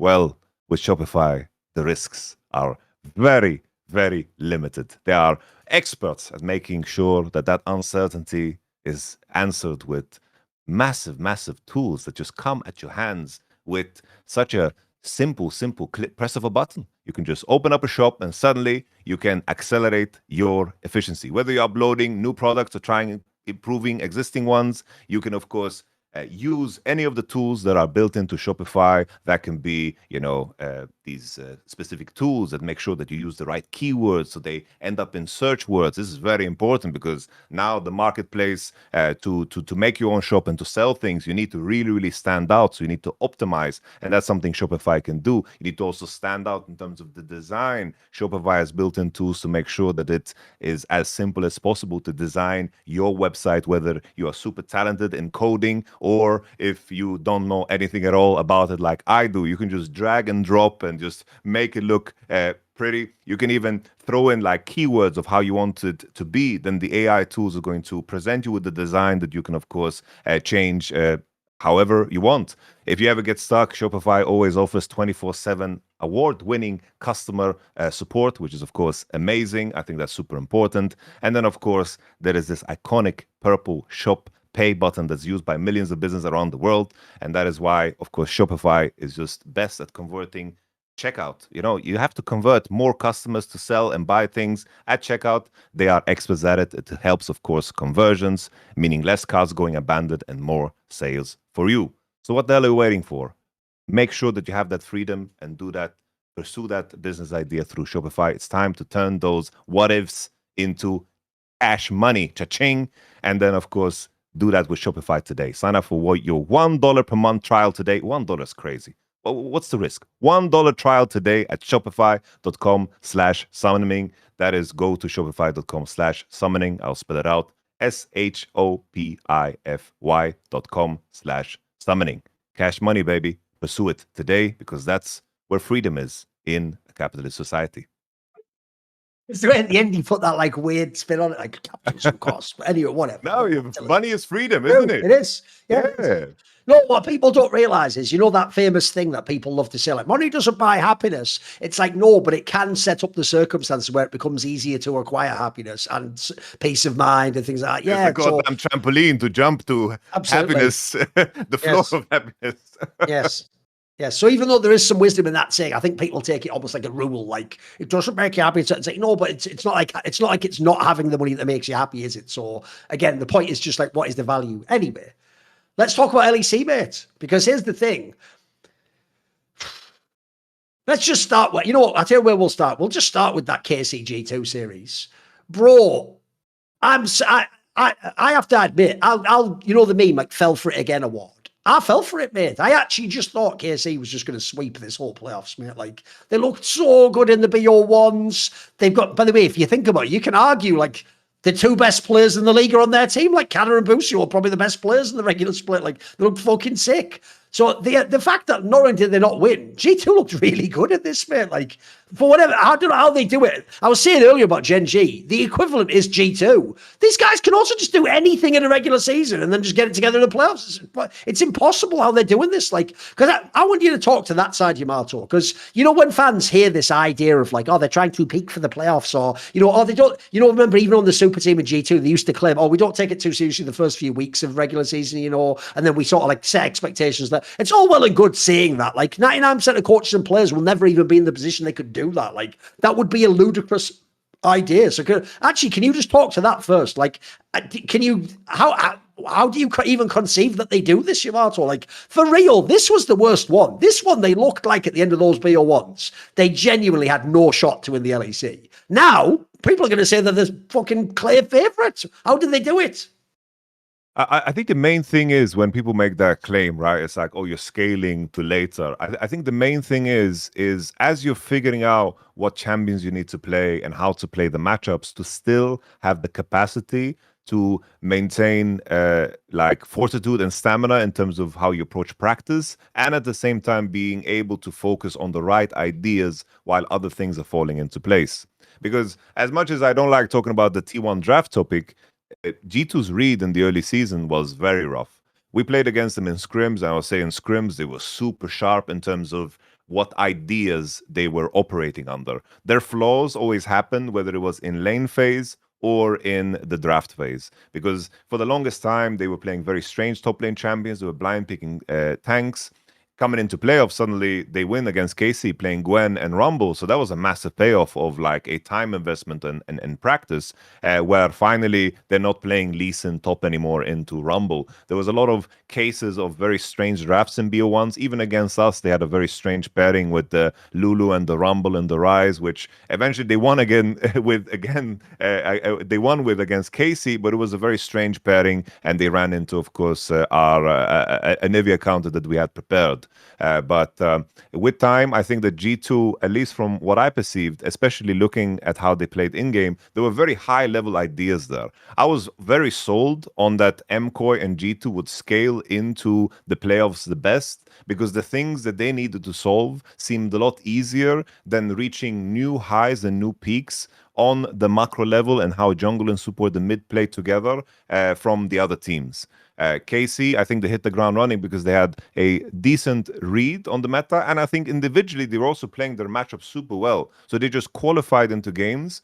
Some games they just won because they laned better, and some games they just won because they team fought better. But the in-between, there wasn't anything that really stood out, and in G2 I saw that. But they were losing out on the things that were considered KC's strengths, but those are things that you can put into place over time. And I think what's impressive about G2 is that now, you know, G2 has really done the dream for a coach. I think anyone that coaches in league or in anything, they can look at the G2 project and really see the build-up of how they've created their DNA in terms of how they want to work and how they drive that through the players, and how easy it is for them to incorporate someone coming in. Because Labrov reached new highs as a player on this roster, and Skumond currently looks like just the best jungler in the league. And I think there's the G2 system in place, and the faith and the buy-in they have from all the players. I'm pretty certain that when they actually drop games, they are problem solvers and they are focusing on the right things. Because always in scrims, I was very impressed with G2. And I think the main thing when people say you're thinking long-term, you're thinking about scaling, is about focusing on the right ideas and not getting baited by data that pulls you in the wrong direction, because navigating that is the toughest part. If things are not working, there's so many places you can get information from that can remove you from your own identity. And in reality, you just need to commit to what you know, and you need to stay on a path, even though maybe the match results isn't the best. Maybe the scrim results aren't the best, because you need to still navigate that and decipher the data. Are we playing bad, or are we always going to be bad at that? Or do we need to figure something out or change something? I think that is always the biggest challenge. And I think G2, with how long they've played together and the core has been together, I think they just have that, ready experience-wise. They just keep that on their sleeves. One thing you nailed there, by the way, because another thing about this G2 core, and obviously Dylan Falco as the coach was there the whole time, is think about the last few years where we see those things that Remain reveals, where he shows the scrim results. Bro, I've told people this so many times. It's actually insane how many times the splits G2 has won. We're actually a team, like joking last year it was Fnatic. There'll be a team that like consistently beats them in scrims, or they'll be playing like a KC team, and 2 weeks before they'll have had their ass handed to them like 5-0 in a scrim block. But then they still come back in the real games and win. And one thing you're nailing here, by the way, which I in my opinion is like Jedi master level of coaching, is what you just said earlier, right? It's the idea that you manage to coach your team to a place where even when you aren't good and things aren't going well, you have the mental fortitude that it doesn't grind you down and make you lose your morale and make you think it's not possible to get better, to improve, to fix the problems. Because here's the thing, Yamato, every single fan is going to say that as if it's easy to do. Like, I'll give you an example. If I was to say the following, right? 10 years ago, this would be a really brilliant insight on a podcast. Now, every fan's going to, well, everyone knows that. If I say this to you, Yamato, when you play scrims, you shouldn't try to win the scrim. It shouldn't be about the loss of the win. It should be about playing the correct way to practice how you want to play the game, so that win or lose in the official match, you practice the right things. Every fan's going to go, well, yeah, duh. No, I'm sorry. You do know 99% of Western pro players need to win that scrim for their morale. If they don't have a positive win rate that week or against that opponent, they are going to actually go into the real official game and feel like they're going to lose. It's why actually those stories I've told many, many times about how lots of Western teams lose worlds in week 1 of the boot camp, not even when the official games begin, because it goes so badly against the joke is some of them never even get the scrim team one, mate. The joke is they would be scrimming like Dplus, but they still get their ass handed to them 4-1 in every scrim block. And then the one win is like the one where they picked fucking like Lulu ADC or something like that to style on you and just be a dick. And I always think people don't appreciate how much actually for some fans, players, getting a win on the screen, seeing the Nexus blow up is actually really important psychologically to some players. I mean, I'll give you one last quick example, which is way back in the day, my old mate Naniwa, one of the reasons why he was an amazing player in Korea is because he actually understood this principle. And he used to tell me every time I go back to Korea after being in the West for a few months, I know the first month, I'll just write it off. I'm going to actually suck so badly and I'm going to have like a 40% win rate. Whereas the difference is if I stay in Europe, I'll have a 90% win rate on the ladder. Like even in pro scrims, I'm going to win most of them because I'm one of the best players. But every time I go back, I basically have to just understand, like week 2 of that first month, by the way, is going to be hell on earth. I'm going to be like, do I just suck at the game? Like, can I just not even play? Remember, in his case, he'd be playing some barcode account that might not even be a top player, might be some like practice partner at Team House, and he's kicking my ass too. And his point he made was most Westerners never got through the first month. What would happen is after the month they'd go, this fucking sucks. This is destroying my whole mental game. I'm going to go back to Sweden or wherever I live. I'm just going to play the normal circuit. I'm going to hope I can beat the Korean when I play him in the tournament. But I need to feel confident. I need to feel like I'm good at the game. And I think people really misunderstand you, Marto. Like I gotta say, I think that is actually very admirable. The idea that the coaching staff can get the players to a position where they can be losing the official games, maybe even some of the scrims, and still be learning and still be like taking the lessons of those losses and then turn them at the end into fucking solid gold and some alchemical shit. And actually, like, as of right now, they're going to win the fucking split, man. This is crazy. Mad props. It's mad props. No, it's like what you're describing is very true. It's a question of survival. That's what it comes down to. It's like survival, especially at the international events. It's like you're gonna get your shit kicked in, and then depending on how you approach that is going to make or break you. I've been on both sides of the coin, but it's like after you've been the first time, it's like the players that have been through those scrims, they know what to expect, and it becomes easier to prepare, and you need to just kind of as a sponge just still actively do your best and never get desperate in the wrong way. I can even say from our side, from like our preparation coming into this split, the 2 weeks leading up to the first week, we had maybe like a 5% win ratio on scrims. So we were navigating like really, really tough data. The first weekend was very tough for us. We were losing games. We had to figure out the new season. The new season was like very, very different for us. But every single day, it's like even though the scrims were losing, you have to make sure that you have to enjoy the good pieces and then kind of build a narrative for the players in terms of, if you do this, this changes everything. And slowly, you inch things out. There were days where it's like, oh, I'm just like, I remember Baus was telling us, it's like, oh, I'm just solo losing the games. I'm so frustrated. Like, I'm just solo losing. I'm not good enough. And then it was like, in that moment, it's like, yo, you need to think back to this game. If you did this game, you did it correctly. You just need to find the discipline to find continuity to it, and constantly apply yourself, and then eventually it falls into place. And for us, it was a story of survival, because the moment we won against Team Heretics, it was also as if a pressure valve kind of went down. Because if we lost that, I think it would have been over. We really needed that win to even conceive the idea of winning on stage, because the negative stimuli kind of adds up. That being in the mindset of course, thinking, oh, I can still win and I just have to do the right things. Thinking that becomes tougher and tougher as much the more negativity kind of builds up on you. So the pressure valve relief when you actually win a game, and then things begin to fall into place. But the most important thing in that is you need to actually have a body of work through those losses, because that's what you're going to lean back on. Because even if you're losing or if you're going through tough times, the ideas and how to apply them in game, as long as you've gone through them, there will be moments where they appear for the player, and then it becomes a part of like the foundation. So it's just a question of survival and making sure that your time is spent properly, because in the end it kind of paid off. Our shitty scrims where we were getting blasted, it helped us super much. But in a lot of cases, it can just break you, because the other time I was in this format was with Casey. After 0-3, it just completely bursted.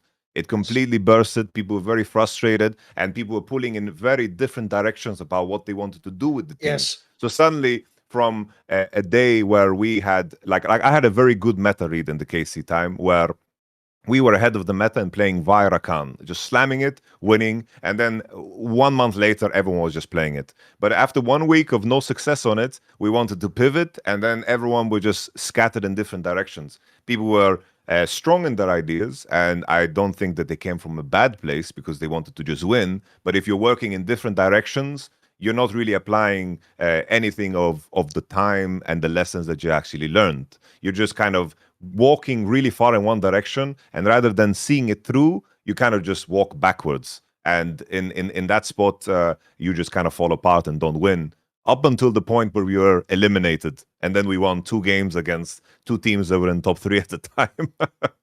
By the way, another thing as well, that's another sort of more abstract coaching principle that we're discussing here as well, is another thing I'm very impressed with in G2, both the culture and like the players they must have, is, mate, another thing that's quite unusual about this team is normally when a high profile team like that struggles, you also get things internally, like cause people overreact to bad results, things like they turn on each other, or then someone gets like pushed aside, or like you're saying about pulling in different directions. The problem is these players don't just sit there like idiots and go, coach, tell us what to do. Eventually they start coming up with their own plan, like, hey, here's how we win the game, like give me the carry pick, and and then suddenly you've got 2 people in the team who want that at the same time. Like, I'll give you the obvious example. In every single upset team, I now get why fans hate on upset, because in every upset team that fails, at the end, the only style they have left is play through upset. But what they don't know, Yamato, you'll know this because you coached him, is he never ever asks for that. He never goes to the team in front of everyone on week 2 and goes, listen, you're all shit and I'm the god carry, like Uzi I or something. Give me all the resources and I'll carry game. What happens is, at the end, when everything else has gone to shit, that becomes one of the only viable styles. And the joke is sometimes it's the coach saying we have to play this way. Like, let's get the pick for upset and then we'll figure it out from there. Like, that becomes one of the few consistent parts of the team. So I'm also very impressed by that detail, whether it's some coaching staff or the players themselves. But the idea that like nobody bailed on anyone, no one ever thought, you know what, I'll give you an example. Like, you know what, Broken Blade, bad split for you. You're just on tank duty from now on, mate. No more carry picks for you. Oh, what's that, fucking Labrov? Listen, mate, you've never got your vision game down, so you're just going to stay in lane with handset. They're never doing that, seemingly. Like, they never actually give up and do the stupid, what in theory would be a band-aid, but actually would potentially limit being the best team. Because, like I say, it's only a few weeks we're talking about. Well, what a fucking amazing turnaround this is. Like, even if they don't win the split, mate, I'm already so impressed. Like, this just makes me think again, Dylan Falco is like probably the GOAT out of the Westerners, mate. He's just too good. He's too fucking good. I think there is no question about it. I think definitely like the GOAT coach in the West. with what he has accomplished 100%. I think the whole coaching staff, in terms of how they just work together synergistically, in terms of how like just from speaking to Roma, in terms of how he sets up the culture and the buy-in and the standard they set for everybody, in terms of how they work. I think the beauty in that is that the way they kind of approach it, the result doesn't change how they want to work, because they have so much belief in the methodology that they've chosen in terms of how they built out the schedule and how they approach scrims and how much trust they have in each role. I don't think there's much arguments, because sometimes there's cases where they pick very unique champs, and I know it's Rodrigo like finding stats and to be in a position where the analyst is respected for his role. Like when he offers, it's like, guys, I found this new angle, this champion, I want you to try it out. The players are jumping on it. Each role in the team is respected for what it is. The same thing I imagine for Ismail, that's working as, of course, the physio. I imagine that there is no conversations like, if he thinks if you do this, it optimizes your performance, there's not a player that's going to like question it. It's like, oh, he's the pro and I trust him, so I'm going to just let him lead the way in the department that he is strong in. And I think that's the beauty of this staff and what they've built for so long, because you've had the same core for so long that whenever a new guy comes in, there's no way that you don't just like have that same level of discipline. You don't like accept everything that is offered to you in terms of what the standard is, because if the players are bought in and the same core is there, to invite a new player must be just so easy. And I think that's the biggest jealousy I have, that they managed to stay together for so long and build something so strong for so long, because now it's just a proven system. Like this is something that I can see a world where if they need to replace one player, two players, they're going to keep the system in place. Yes. But maybe if they lose Dylan, that's a tough one, because he seems very irreplaceable. Yeah, no, the joke is, even though I agree with you, I do think actually from Roman to Rodrigo to it's like, they've seemed like they've taught a mega coaching staff around people in general, but I'm with you. Like, as of this point in time, bearing in mind you now can't sign Caps and he'll be too old anyway at the end after this. He'll be past his prime. If you actually really were some team, like let's say, just like they did in CS, let's say Falcons do eventually buy an LEC and they want to immediately become number one, the person you should actually send all the millions to is fucking Dylan Falco, mate. Like, I would just send him a black check and be like, you tell me how many zeros to write on there, and then tomorrow you're announced as the new head coach, because it seems like the only one piece you could take out that could potentially upset this whole fucking dynasty they have. By the way, on this specific game though, to go back, the G2 KC upper bracket game, bro, this series added out all, because in game one, just a mega game by G2, what a fucking sick, dominant performance. The game two is one of the most fucking absurd games I've seen in ages in LEC. Like, remember, KC at one point looked like they were going to win that game, mate. Like, that was a ridiculous match. Like, that was complete, like, that was like one of those UFC fights where, where it's just two people just landing punches constantly on each other's faces. And you're like, Jesus, who's going to win this one? So what did you think of this series? I was the second game was definitely very absurd. It's like G2 was in a very dominant position through the game, and then Casey threw the game, and then they threw the game again, and there was this weird base race that happened, and then Casey could have ended the game, but they stayed too long and misplayed. They wanted to use Elder. Like, it was such a freaky game. It was. I don't know what to make of it. Besides, the one thing that I feel was true in this series and also the second G2 series that they played. I just feel like, fair play to BB. He's getting attention because he's playing Champions. He's not playing. Fair play to him. Hansama's doing good. I think Labrov is also playing super well. But I think Skewmond and Caps right now are doing Showmaker Canyon shit at their peak, Yes. Like this jungle mid is so much better than everybody else. It's unfair. I also thought Caps was done finally, Yamato, but that Rise game, pretty fucking good, I can't lie. He's pretty good, isn't he? Caps has been on one, like really good this split in season. And now in playoffs, it's just how Skewmond and Caps are playing. It's like if I made a tier list, like I don't even think it's fair to put someone on second and third next to these guys. That's how good they are. It just seems like while I do think that the teammates that they have, of course, Hansama, Labrov, and BB, they're playing well. They have moments where they like make mistakes. They make like they make fuck ups, but it just doesn't seem to matter because Skumon and Caps, with the level that they're playing on, they just seem so inevitable. They just seem so untouchable. I'm extremely impressed. Like Skumon right now, like with the level he's showing, I feel like this is the best jungler in the West. Like with what we've seen, which is limited footage, BO1s, and like the format in LCS is kind of strange. Oh, it's been But mega long. Skumon has just been what an investment this has been. Skumon is just wow. Okay, and then obviously the joke is a bit like G2. MCOY also, apparently you can just never count these guys out. They were looking rough as fuck at the end of that Player 1 section, mate. I even genuinely thought they had upset potential against everyone they played in the playoffs. I thought everyone could have. I even thought on this Na'Vi one, like, mate, Na'Vi's had some amazing starts to games. If I think of classic MCOY, if you get on their jungler early and you don't let them open up the bot lane, you've got a real chance at again, just like G2, they just rise to the occasion. I tell you what, mate, at this point in time, was Jojo just fucking messing around in the BO1s? What was this shit? Like, he was just chilling then, and now he's fucking smurfing again. Like, and Super's back on his game. They're all fucking firing on all cylinders now. What do you think? No, like the main thing that I always said, like when I was on these, when I was on Power Spike, when I was talking with you and Nymera too, it's like the main thing that I thought that Koi, the main thing that was holding them back was just Jojo Pune's performance, and I've seen him get good in the past because MKoi when they won the first split that they won, they also didn't look that great. Like in regular split, I think they made third. They dropped games. They didn't look super sharp in the playoffs. They lost the first time around, and it just looked seemingly impossible. But this is definitely a team that like grows over time and definitely play better and better and kind of sharper their senses as they go. I feel like MCO is a team that progresses super well into playoffs and are ready to win anything that is offered to them. That has been like the hallmark of them because they were one of the only teams ever to beat like G2 in that Mickey roster in a BO5, Yes. which of course qualified them to the World Championship, while teams like Fnatic and BDS just never did. And the main thing for me that stood out, because very unique this season that duo Q is available.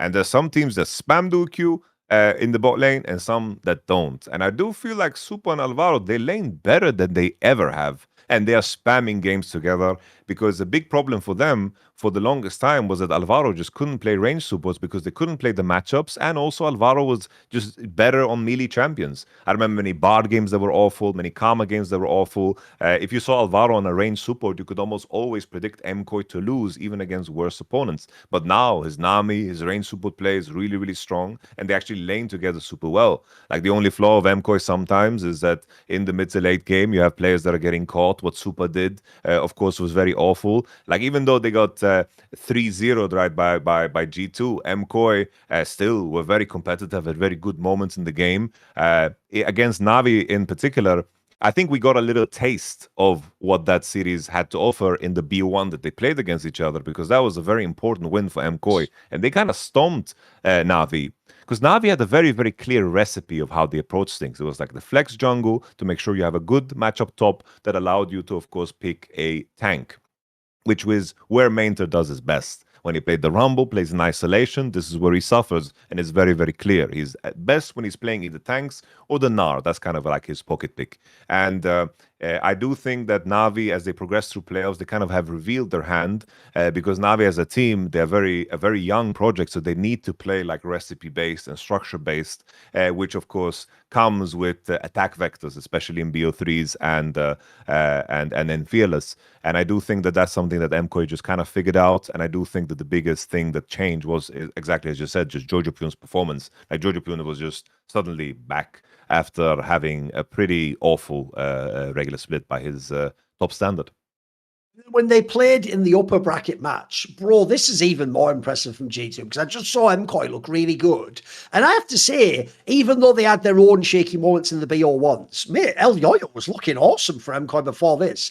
Bro, this is why people think for real, Yamato. It's funny because people think I'm a hater. Like, if anything, don't I have players where people think I'm overrating them? They always think I like go too hard glazing people. So last year I had so many fans telling me I need to like pull back on the Skewmon glazing. Like, he's still a rookie. He's just playing in the best team with caps. Them. It's like, look, watch this series, dickhead. He's fucking unbelievable in this. He just bosses the entire thing in a series that has caps. By the way, he's just like, listen, caps, I'm the fucking daddy here.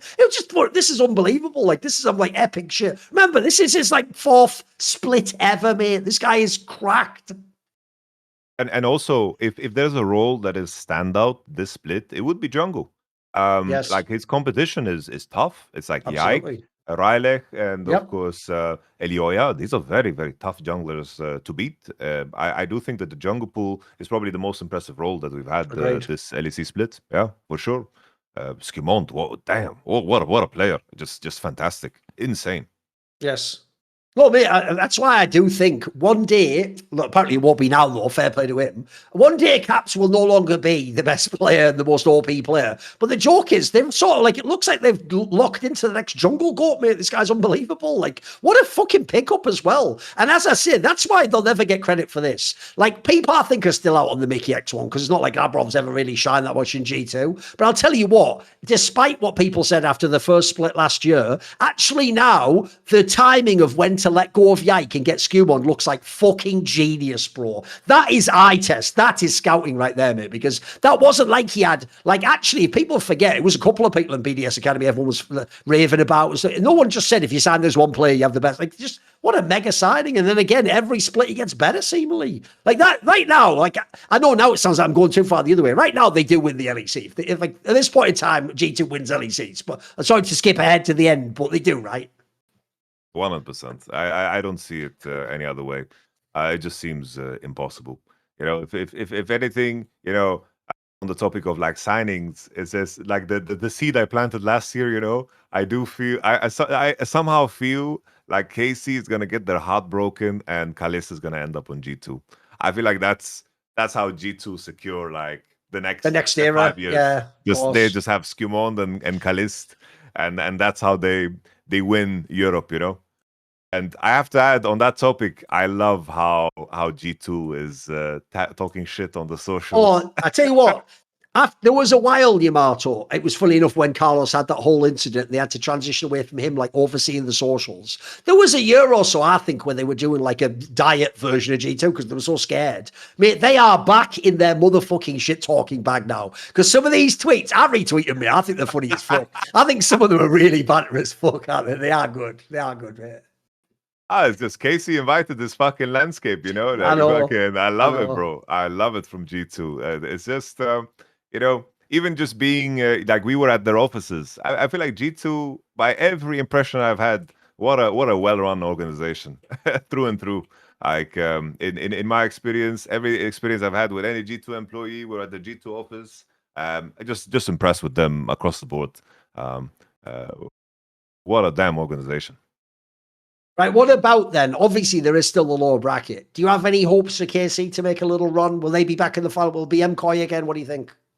I do think that the KC MCOY city should be very interesting. I think it's like KC at this point with how they play. It's like they have so many cities to go through. And KC, when they won the first time, they also made the run. I remember when they lost against G2, it was the whole similar in many ways, because when they lost in winter last year, KC, it was also kind of playing tanks. It was like the famous Sion moment against the Trundle and the Nivea mid against the Rise. They got completely outdrafted, and you're thinking to yourselves, like, why the hell is kind of playing tanks? Like, do you understand this player at all? And if there's an angle at all, it would be that it would be a repeat of what that exactly was, because KC looked very bad against G2 in that series, and then of course they made the lower bracket run. They beat Fnatic in the game 5 and 3-0'd G2 in the final. The big difference is that G2 is no longer the team that's going to choke in finals, because they've shown that they're capable of overcoming that. They did that, of course, in summer last year, even though they lost 2 previous finals in a way that just looked so uncharacteristic to them. So I do think that they've shaken off all of that, and this is a team now that has been through so much together as a 5. So KC, GX should be easy for them, but at the same time, I think GX is a team that is funky enough that they could potentially do damage, because I do think Giotto and the coaching staff has managed to find like very interesting angles. I think Jackie's has had like on occasion better and better games, because I do think the ceiling of GX is always by how good Jackie's is playing and how capable Isma is of performing. And GX had a pretty solid series against Navi, so I don't think it's going to be super easy for KC, even though they should be favored. So it's very hard for me to believe that KC needs to beat both GX and then MKOI, and to make it to the finals, that's a lot to ask in my mind. And MKOI is going to be on home turf, and I think that matters a lot. They're going to be on home turf, and I think they're going to be very, very comfortable in that match, because when they played on home turf the last time, that was when they beat G2 and Fnatic in that goofy match that they did. They seem to really, really get fired up when they're on home turf. So I do think that MKOI probably will win the match against KC, but I do think it's going to be super close. I'll give you another angle as well, why unfortunately I'm a bit out on KC. Like, I think the only chance to beat G2 is MKOI just have to have a miracle finals. Here's why. Because I think it's still plausible KC beats GX. I'll guarantee that. I think it's even possible they can beat MKOI. My big problem is this. One area that Monty used to always stress about the double elim format that fans underrate is, fans decided to get really mad at the idea there's no bracket reset. Like, if you're the one who goes from the upper bracket and you never lose, you can lose one time in the final and it's over. But the guy from the lower bracket essentially gets like a free chance to lose in the upper bracket, then he can still win in the final. They always say that's unfair. And one thing Monty used to always point out is, yeah, but actually, because in the upper bracket you play fewer matches, that is an advantage in itself. Bro, I think that is only compounded in Fearless. Like, here's the real problem. A bit like what we just said about FearX and GenG. Mate, if you're FearX, you've gone through this fucking massive 4-game series against T1, and at the end of it, GenG gets to go, cheers. We were watching all those games. We've seen everything you do with the draft. Like, what tricks have you got left at this point in time? You're not the best team in the world. You've only got... So similarly, if you're G2, mate, if KC makes it to the final, they're going to have to have shown you so much. They'll have shown you every possible initial draft starting conditions, what their strengths are, where they're weak, who can and can't play a certain lane. It's going to make it even harder when you play them in the final if you can get all the way back there. And also, because we do this format where it's like all at the grand finals, etc., you have to just win on consecutive days. That's really fucking hard. That's also really hard to do. I think the problem is when it happens, it looks like that's the advantage. But I think that can also be a massive downside too. You have to just battle, and then the mental stamina for that's massive. So I've got to say, as of right now, it sounds boring, but G2 should win. They should be the champions. Agreed. Yeah. If there's a single angle to G2 losing, it would be the choking question, and then being like extremely uncomfortable on stage, where the other team that they would face would have already played on the stage. Because you never know what the conditions will be there. That could be the only angle. But in terms of everything that is rational, in terms of experience, in terms of gameplay, G2 is a giga favorite. Giga favorite. Well, you know what? LEC might not be open, but Raycon earbuds are, because they've got their new open earbuds, haven't they? And this is sponsored by Raycon. One of the best features of these is, I have to say, actually, it's the fact that the way they're designed, first of all, whereas a normal earbud goes in your ear and blocks out sound just naturally by the logistics of there's no space in your ear for the sound to get in past the earbud, because these are the open ones and they just sit just outside your ear, all the other sound still travels in there. So if someone's beeping a horn or someone says, hey, what's going on off the other side, you'll hear that as well, but also you get the great sound of the actual music, etc. I'll tell you an underrated detail as well, which is on the open ones, they're actually especially designed also, so that it's not just one way they fit in, they can sort of like fit to almost anyone's ear and stay in. And I'll tell you, that is mad underrated, because one thing I like to use earbuds for personally is going to the gym. And I can tell you, one of the most annoying things at the gym, like especially when I was using like old boomer fucking wired earplugs, was it's when you're like doing an exercise, and then what draws you out of it is, you catch the wire on your arm and then it pulls a little bit out of your ear. That'll fuck your whole setup, mate, because you start thinking about that instead of what number you're on, and can you put, or something like it's in, but then with the old earbuds, it's sometimes if they're in too well, it blocks out all the sound and even the music gets blocked a bit. If they're slightly out, then it leaks into it. Like, they've nailed it on this one. They've got the sweet spot between them all. They fit the ear really, really well. They've got all the usual perks, like they have the 30-day happiness guarantee. You have the 36 hours of battery life, 8 hours just in the earbuds themselves. The rest is inside the case, so you don't even have to charge them each day. And as always, you can save money by using our code. So the essential open earbuds are here for you to help you go for gold. Go to buyraycon.com/LCK LFN Open, all one word, to get 15% off. Thanks to Raycon for sponsoring. That's buyraycon.com/LFN Open and get 15% off their wonderful new Essential Open earbuds. Right, let's do it. Let's hop over and talk about some LPL, Yamato. Because in the LPL, see, I'm fair. Nymera, I had to teach him this. I didn't have enough time to get him fully down with the Thorin sort of narratives. I had to explain to him many, many times, Yamato. I am not an IG fan. I hate IG. I despise IG. I even think the one time they won Worlds, my boy the Shy was still trying to fuck it up for Rookie. Remember when he had to be benched because he was just picking whatever he wanted in the game? This motherfucker. So that was the one time it ever even worked for these bombs. So I despise IG. I'll tell you what, Yamato, this is why I hate IG. Because Nymera was shocked. He was thinking like everyone else. If I'm a fan of the player, I must secretly pull for the team because I want the player to win. So I must love them. So he couldn't believe it or not, that I was out on IG after like 3 weeks or something. Because I was like, no, I'm done so, man. I'll see enough for Saboro.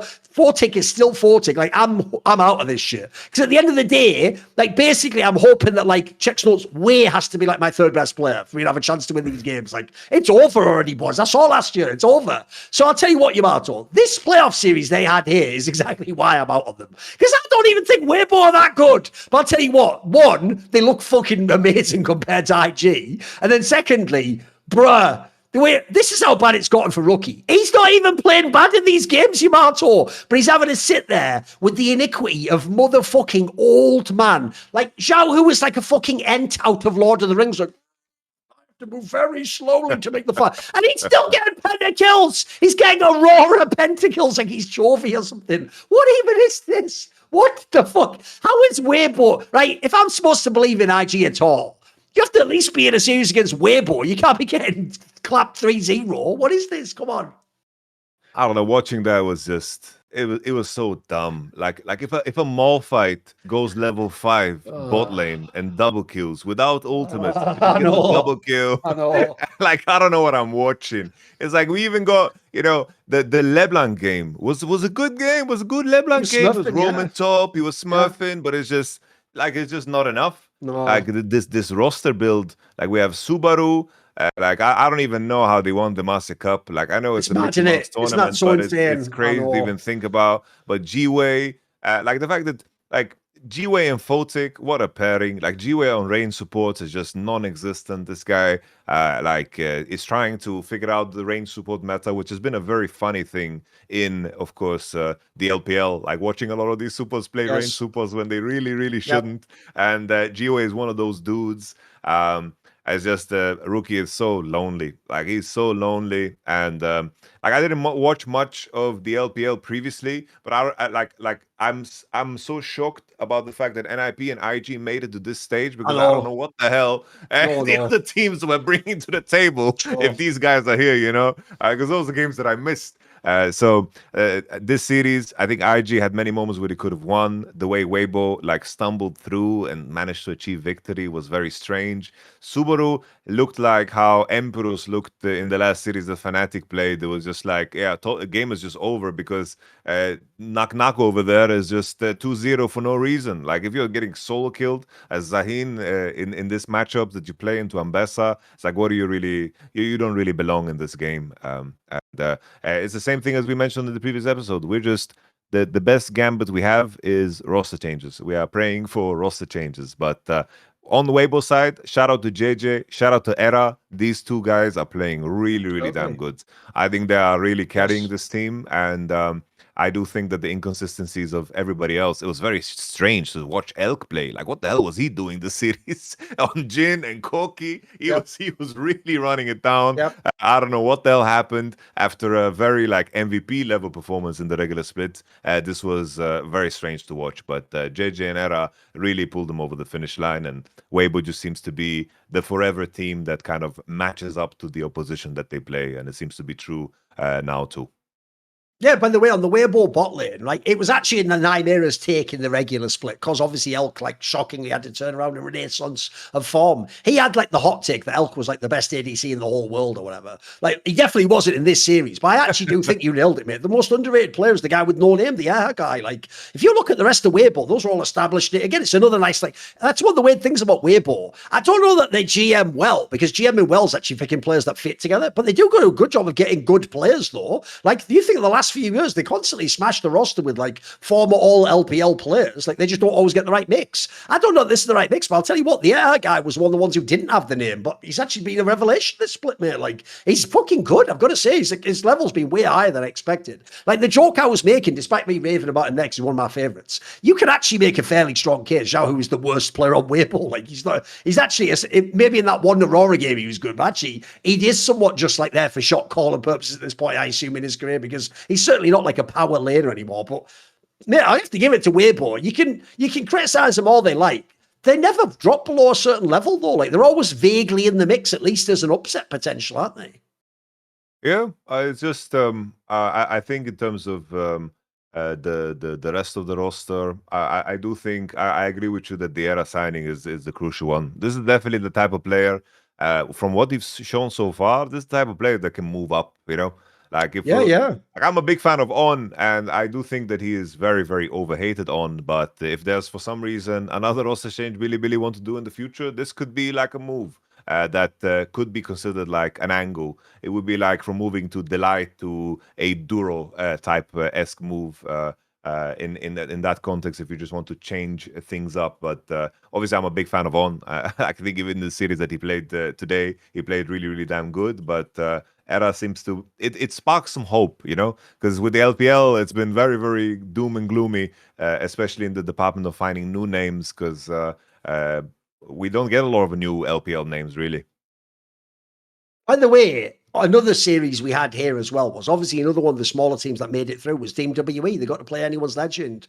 Bro, speaking of like fucking putting belt to ass, holy, you know what? I tell you what I feel sorry for. If no one watches any level of LPL, or you don't watch LPL below the Ascend group, right? What you're not going to realize is Team WE are a good team, but they what they live and die on is their jungler Monkey, right? That guy can sometimes actually mix it up with good teams and get. He had no chance in this series, bro. Like Tarzan isn't even just good. This isn't just going to be even a normal Tarzan Glacier. Bro, forget junglers. He is actually a contender for best player in League of Legends. Like this was fucking insane.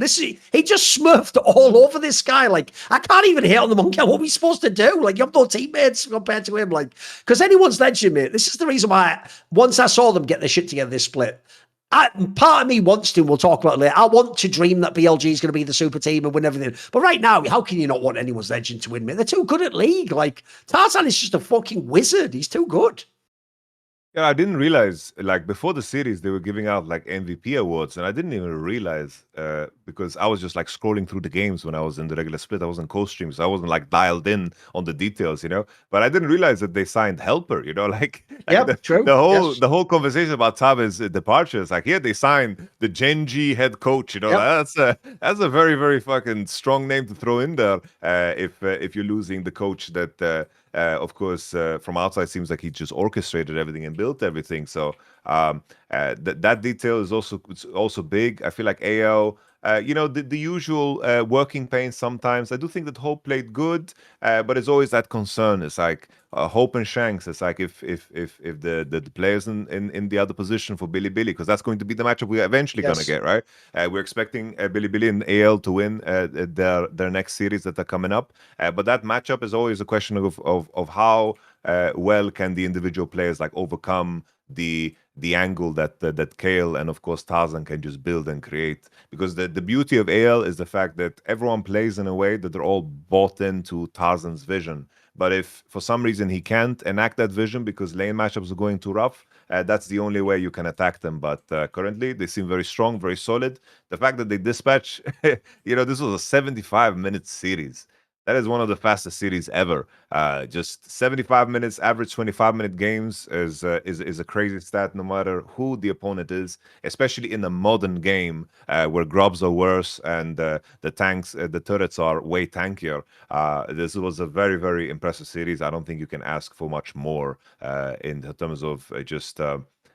What AL could show to prepare them for the next round and us building hype for what's to come. Absolutely. And then similarly, look, I will say in the case of anyone's legend in BLG, they were playing lesser teams that were from the lower ranks, etc. So you expect them to smurf, but like again, this is if BLG have had the odd issue against other good teams, mate, this was just easy work. This one, they fucking clapped them complete. Again, it's funny. People love to like find the one night game where he plays a bad Ari and Azir and hate on him.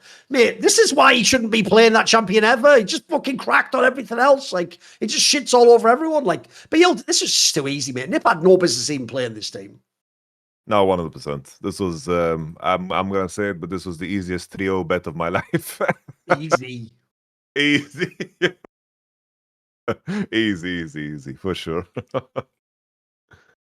And then what's funny is, bizarrely, JDG, who themselves was like super dangerous to the other teams. If no one saw the regular season, they had this weird thing though, Yamato, where like they were good against the top teams, but they'd be more dodgy against lesser ones. They almost did it here against top esports. Like, bro, I still don't think top esports is even a good roster. Like, I think they've got like 2.5 good players on that fucking team here. But I tell you what, like, you could argue the best player in the series was on their team. That guy fucking, what's his name? What's his name? Let me think. The ADC, Jauki or whatever his name is. No, wait, I'm thinking of the jungler. That's right. Nayu. There you go, Nayu. That guy was like having the series of his life, man. Like, maybe, like I don't know these players because obviously I don't know the scouting in the LPL, and obviously I only know you for an established name. This guy, I can see where they picked him up now, mate. There's potential there. Like, even though they lost the series, I was kind of impressed. Yeah, but it's unique, right? Because like from how I viewed JJ on his past teams was that he was so consistent the way he played.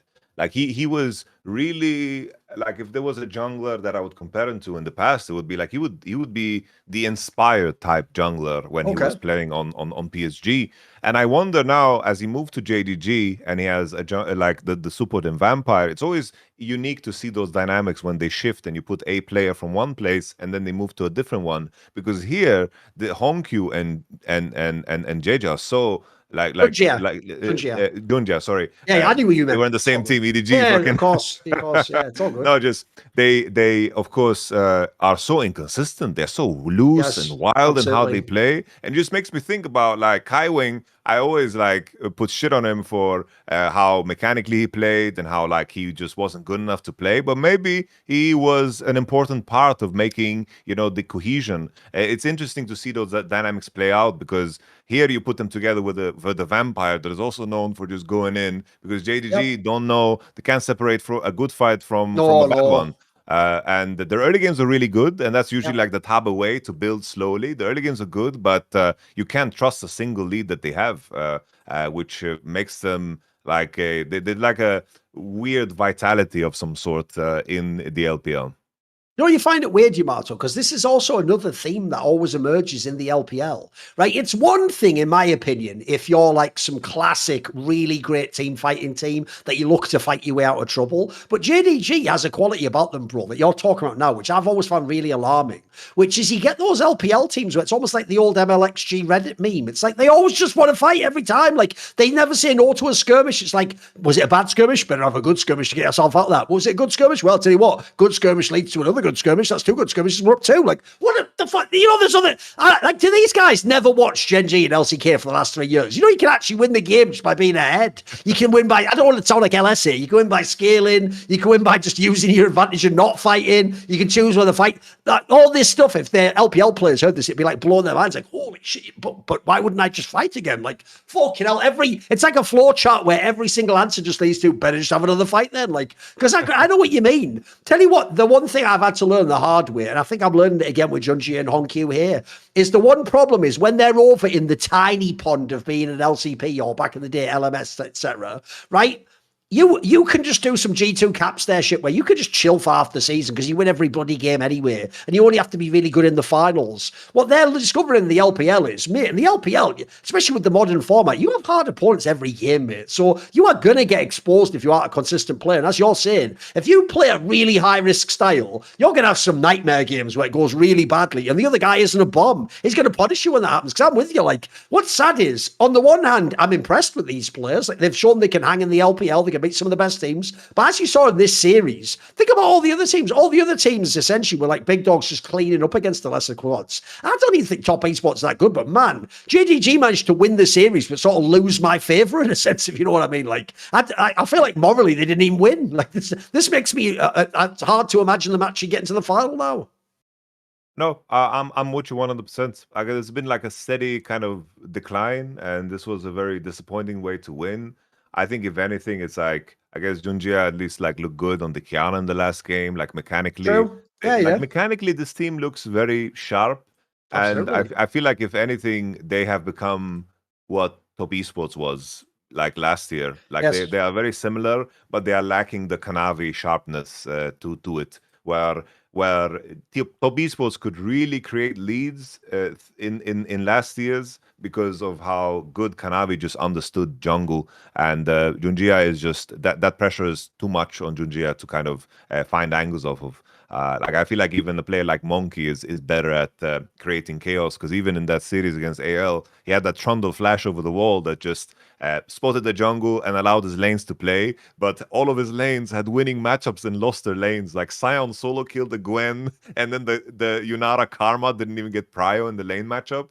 It was sad for Monkey, but just more of that is required for a style like this to work. If you have players that are very, very aggressive and want to fight, the only way for you to make that work is that you need to fight on the enemy jungle, and that's just not something that is working. That's very, very demanding. It requires really high level of play, but at least mechanically this team seems to have something there, so it's definitely a team to watch out for as things progress, but they have a lot of things to figure out. They are not there yet for sure. Because actually, the other thing as well for me is, I realise I would have said this about LCK if you went back 2 weeks or whatever. But actually, as of right now, I actually think the LPL is, in this one sense, is in a good spot.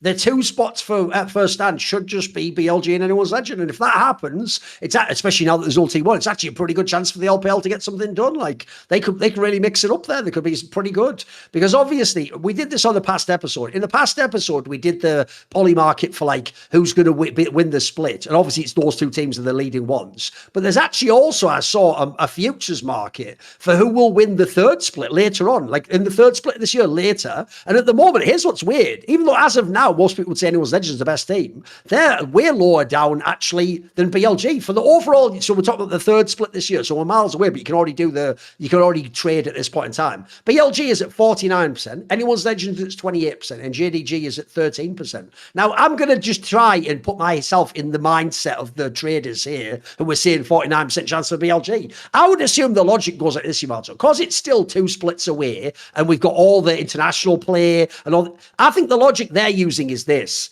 Anyone's legend is a known quantity, aren't they? Like, as you say, the only thing that really changed with the coaching staff, aside from that, it's the same team that you already kind of know the level. If anything, they've already reached quite close to last year's level anyway. So I think the perception there is it's sort of hopium for BLG. It's the logic, which I have to say I do sort of agree with, which is, okay, maybe in split one they haven't got everything together. But you look at the roster, I mean, by the way, it's actually, I didn't even mention this before, I actually think Viper was fucking sick there in that last series, but he actually hasn't even been that good this split, mate. He's kind of underwhelmed me a bit. The problem is, though, you look on paper and you think to yourself, that's not going to last for 3 splits, though. Eventually, you are going to have a time where Knight and Viper are both the best players in their positions. Then if you ever add in like a nice meta for On, you were just talking earlier, it's not the right one right now, but you ever give him a nice meta, if you ever lock into Bin playing DC, you could easily see this team can rise and could be the best LPL team. As of now, though, where would Yamato go? Would he agree on BLG? Would he go with anyone's? For this is for way down the line. So what would you take? It's like I am even in the place where I can see them winning this split just because of how much trust I have in their individual pedigree. Like I just think the distance is so small because they are, even in this series, even though it was easy, you could see the glimpses of like brilliance that each player is going to offer. And I do think in regards to how things went last year for AL, I think the main thing is that when the meta shifted, they had massive dips throughout the year. For them to maintain like a really, really high level throughout the entire year is something that they haven't done yet. Because last year we had a very similar story, right? Where AL coming into spring split, they looked worse, and then in summer, suddenly Billy just rose to the top. And I do Yes. think it's just, if you think about Knight's just legacy in the LPL, I do think that the smart thing always is to predict him to win. Yes. Yes. The numbers don't lie, right? And I can see a world where somehow they piece it together even for the winter split. So I can easily picture it at the end of the year, because with the level of these guys, you just know they're going to be able to kick it into gear. Because otherwise, we're going to be sitting here and say, "Damn, what? This is one of the biggest Yes. disappointments ever." If they didn't. No, by the way, I will say one of the things about League that in a way is a little bit boring, but it's somewhat comforting that it's reliable, is in League history, and this applies 10 years ago and it applies today, Yamato. If you have a look at a best of 5 series, if you just look which team has the better mid laner, unless the rest of the rosters are so incredibly mismatched, the better mid laner probably wins the BO5, mate. It's why actually, if I was to look back now, the one mistake I made by going all in on KC and LEC is, did I really know that Kiahu in a playoff setting would be better than Caps? I guess I can't say I did. I was just hoping, or I thought it was possible, I know what you mean. Even though, if everyone remembers, especially that spring split last year, oh yeah, Shanks was cooking then, mate. He was really good. The problem is, though, he had splits where he was just whatever, and he was even out of sorts at times. The flaw of Knight's game, it's why they have to focus on his Azir, bro, because there's nothing else you can talk shit on with this guy. He really is actually like unbelievably good. And in fact, just like Chovy, sadly, the fact that Faker exists and still wins all the worlds in their era is what makes people on some level. It's funny, people think we overrate Chovy and Knight. I think they underrate Chovy and Knight. Like, they act like these guys are just also run bombs. It's like, you do realize without Faker, these guys would be right now on some Messi Ronaldo shit for who's the best player to ever play League of Legends. Like, the amount of years they've done it for, their worst splits ever, Yamato was like, oh yeah, I had a bad split. I was like the third best mid. What? Like, that's like a bad split for these guys. Like, they're just too good. So I know what you mean. Like, even though stylistically I favour anyone's legend, mate, if they were ever going to lose, an obvious way they could lose is Knight just outperforms Shanks in mid lane, is just too good in the finals. There's another thing as well, by the way. At least domestically, Knight has that thing where he's been in 1 billion finals, mate. Like, but what people don't get is this. In theory, even people who've won and lost, but they've only been in a few finals, they still have that nerves. When you've been in 1 billion finals, the only outcome is win, because you're not going to suddenly choke because you've been in 1 million of them. You know that, like, this is another chance to get a trophy. And so I know what you mean. In a way, I can see why it feels safe to figure out BLG will get it together by the end of the season. Even if they have a rocky split now, or even if they lose somehow in MSI and get upset or something, just like they did last year, they'll get it together by the end of summer split, etc. It was even actually the part I took away from that comment that sounded mad arrogant last year. When Bin, before they'd actually won a split, was like, you didn't really win as a champion, you just won split one. That sounded stupid as fuck, mate, until later on they actually won. And it's like, I sort of get it, Bin. What you mean is, who cares about like spring split? What we care about is the final split that qualifies you. But that's when you have to be good, and if you're the best, then you're the champion. I get what he means, because it's sort of true. And just like we talked about in LEC, it's easy for me to watch Navi win a bunch of BO1s and go, oh, they're better than G2. No, let's just wait until they actually play a playoff bracket in the upper bracket, mate, in a proper series, because suddenly they might not even be irrelevant to win the tournament. Yeah, it's a different environment. But definitely, this market I'm paying attention to, because if AL wins this split and suddenly like plummets, then I'm gonna lean on the Billy market 100%. Because I do think like winter split is winter split, and on the context of winter split, still this is like, if they play against one, they're gonna most likely play against each other twice. And I do think from the angle of like the way I view it, I just have such a deep respect for player history and what they've achieved, and of course managing to reach that level time and time again. That's why like we were unsure. It's like about Dplus and BFX. They peaked in the series they played against T1. Can they replicate that? We're not sure. They have to show that again. That's a very, very difficult aspect of the game, finding your peak time and time again. And this is a roster filled with guys that have peaked as at certain points as like the best players in the world in certain aspects. So it's hard to just ever stop believing these guys. I do also think there's a lot of value in the anyone's legend angle, though. 28% is excellent considering they are a team that has very coherent style of play. They have great players in key positions. I'm with you. I still maybe would give like the intangibles edge to BLG, but I do love the way. It's why in the modern day, we were even saying this when Nymera was here, in the same way as a couple of years ago when you had that amazing, funny enough, Tarzan was there too. When you had the Scout Tarzan version of LNG, we always used to say on some of the inside, they're like the LCK team in the LPL. Bro, anyone's legend would fit that category in the modern day. They're also excellent at it. And then even more cool, they're not only like a really good like macro team, great through the jungle support, they're also awesome at team fighting too, which you need to be in the LPL. So another team I really enjoy watching play League, quite frankly. Anytime that team's in a BO5, I'm going to be watching. Yep. I think it also really the main reason why they do so well internationally too is because the way they approach the game is very, very consistent, and they don't put themselves in fights that are unreasonable. And I do think that the inefficiencies that the other LPLs run into when they play internationally are so much more obvious because the LCK teams are very very cognizant of which fights are good and which fights they shouldn't take, and when to, of course, pressure on side and to make you waste time. Like that's the most frustrating thing. It's like LCK players, that the ones that go to internationals, they know how to bait time out of you, to look appealing in terms of what a team fight is, and then to back off just at the right time to just kind of reel you in and make you waste time, and then you'd kind of lose the game due to inefficiencies. But AL played that same game, so the games become very, let's say, it's like the difference between AL playing against the T1 and Top Esports playing against T1. That is just a night and day, like in terms of how the games looked like last year at the Worlds. Can we do a little bit of LCS and do some questions? Let's do it, yeah. Okay, so in the LCS, right, here's the problem, Yamato. I said it last week, but it's just even more so the case. It's just a fucking one-team region. Like, if you're Dom, I can't tell if it's congrats to you. You either made your team transcend or actually you got lucky, mate. You know how many bloody competition this split? Like, every other team's irrelevant. Like, by the way, I'll tell you what staged poorly. FlyQuest is the second best team in the LCS. Like, that's dead. That narrative's already dead. It's dead. It's gone already. It's done. It's over. It's completely annihilated.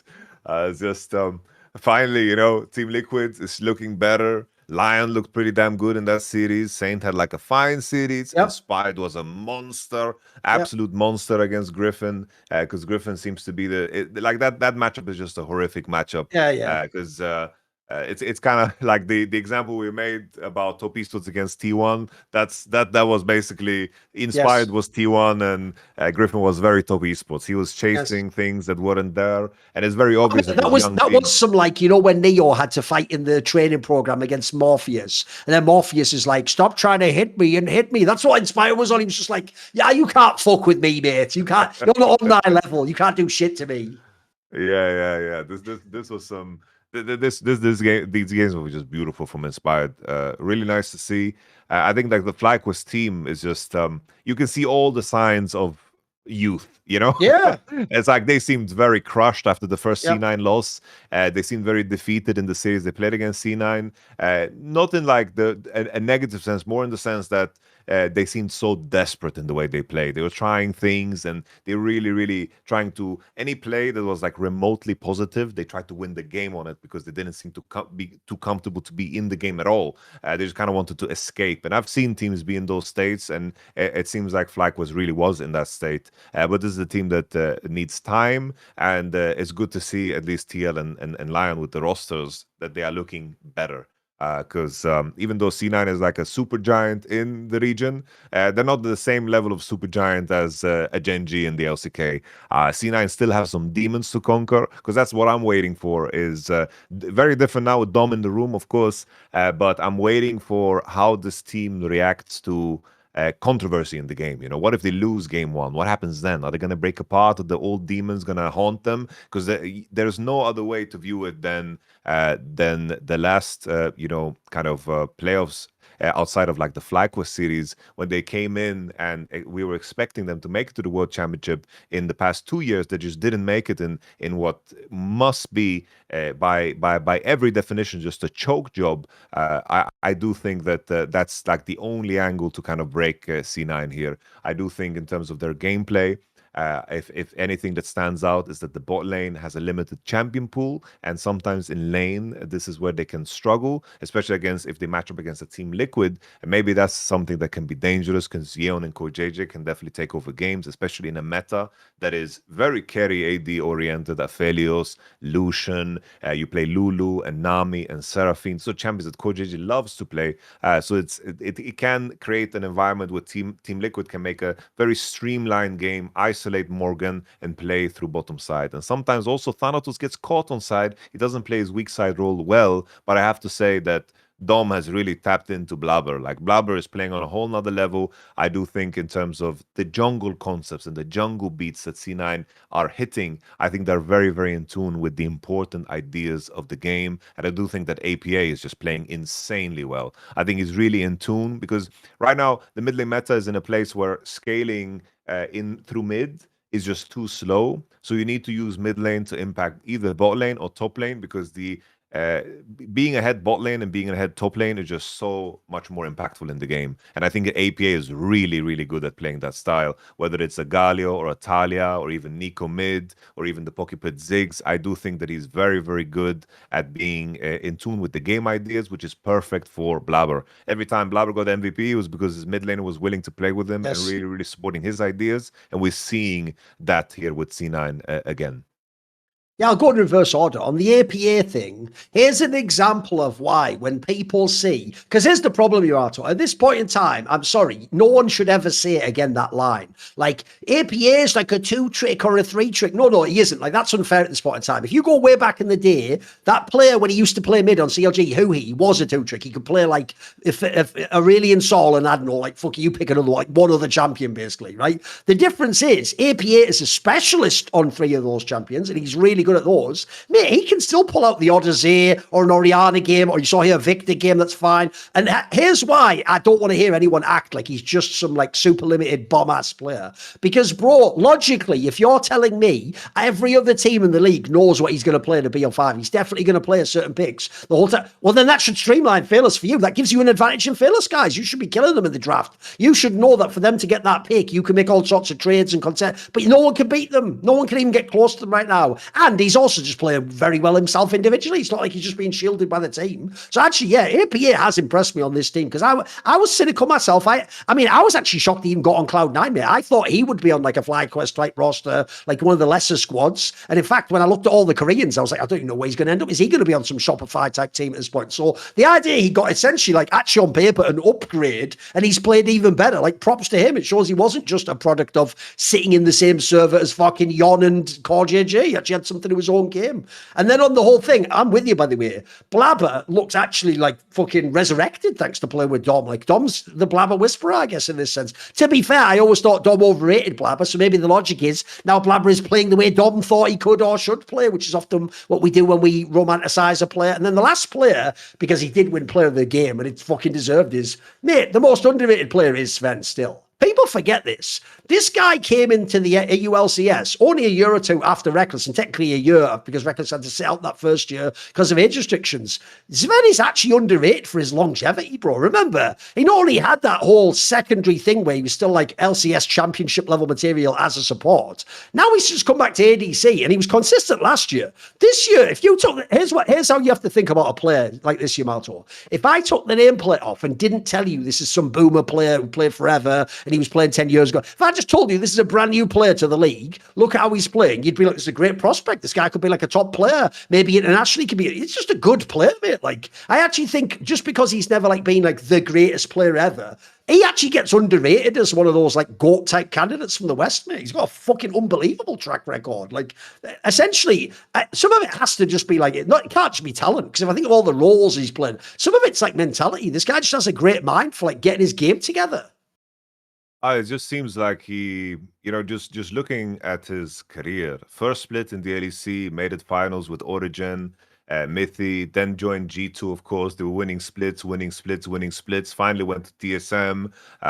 Obviously, that desire you decide a little bit more on the TSM, but still, he was making the finals. He was there. He was competitive, and then he made the switch to support, which is like that switch to support, like to be arguably like the best player in your role at multiple occasions. There was like the ADC meta in bot lane on the supports that he was playing super well. The range supports he was always dialed in on. He was kind of slow to learn the engage supports, but eventually got there, won splits. I'm with you. The longevity is extremely like impressive. I think if Sven doesn't make like your list, if you're making top 10 players of like Western history, like your list is wrong. I think Sven needs to be there on longevity alone, because keep in mind, like his rookie split was 2015. We're 11 years deep, and he's still making finals on finals on finals on finals. Which is just extremely impressive. And the conversation always that appears always like you compare like the ADC GOAT position in the West. It's like reckless. Sven is a name that needs to be fucking considered 100%. Even if you say reckless wins it or perks, so he needs to be in the convo at the beginning to eliminate him. Because I agree, his track record deserves it at this point in time, mate. For sure. And he's still going.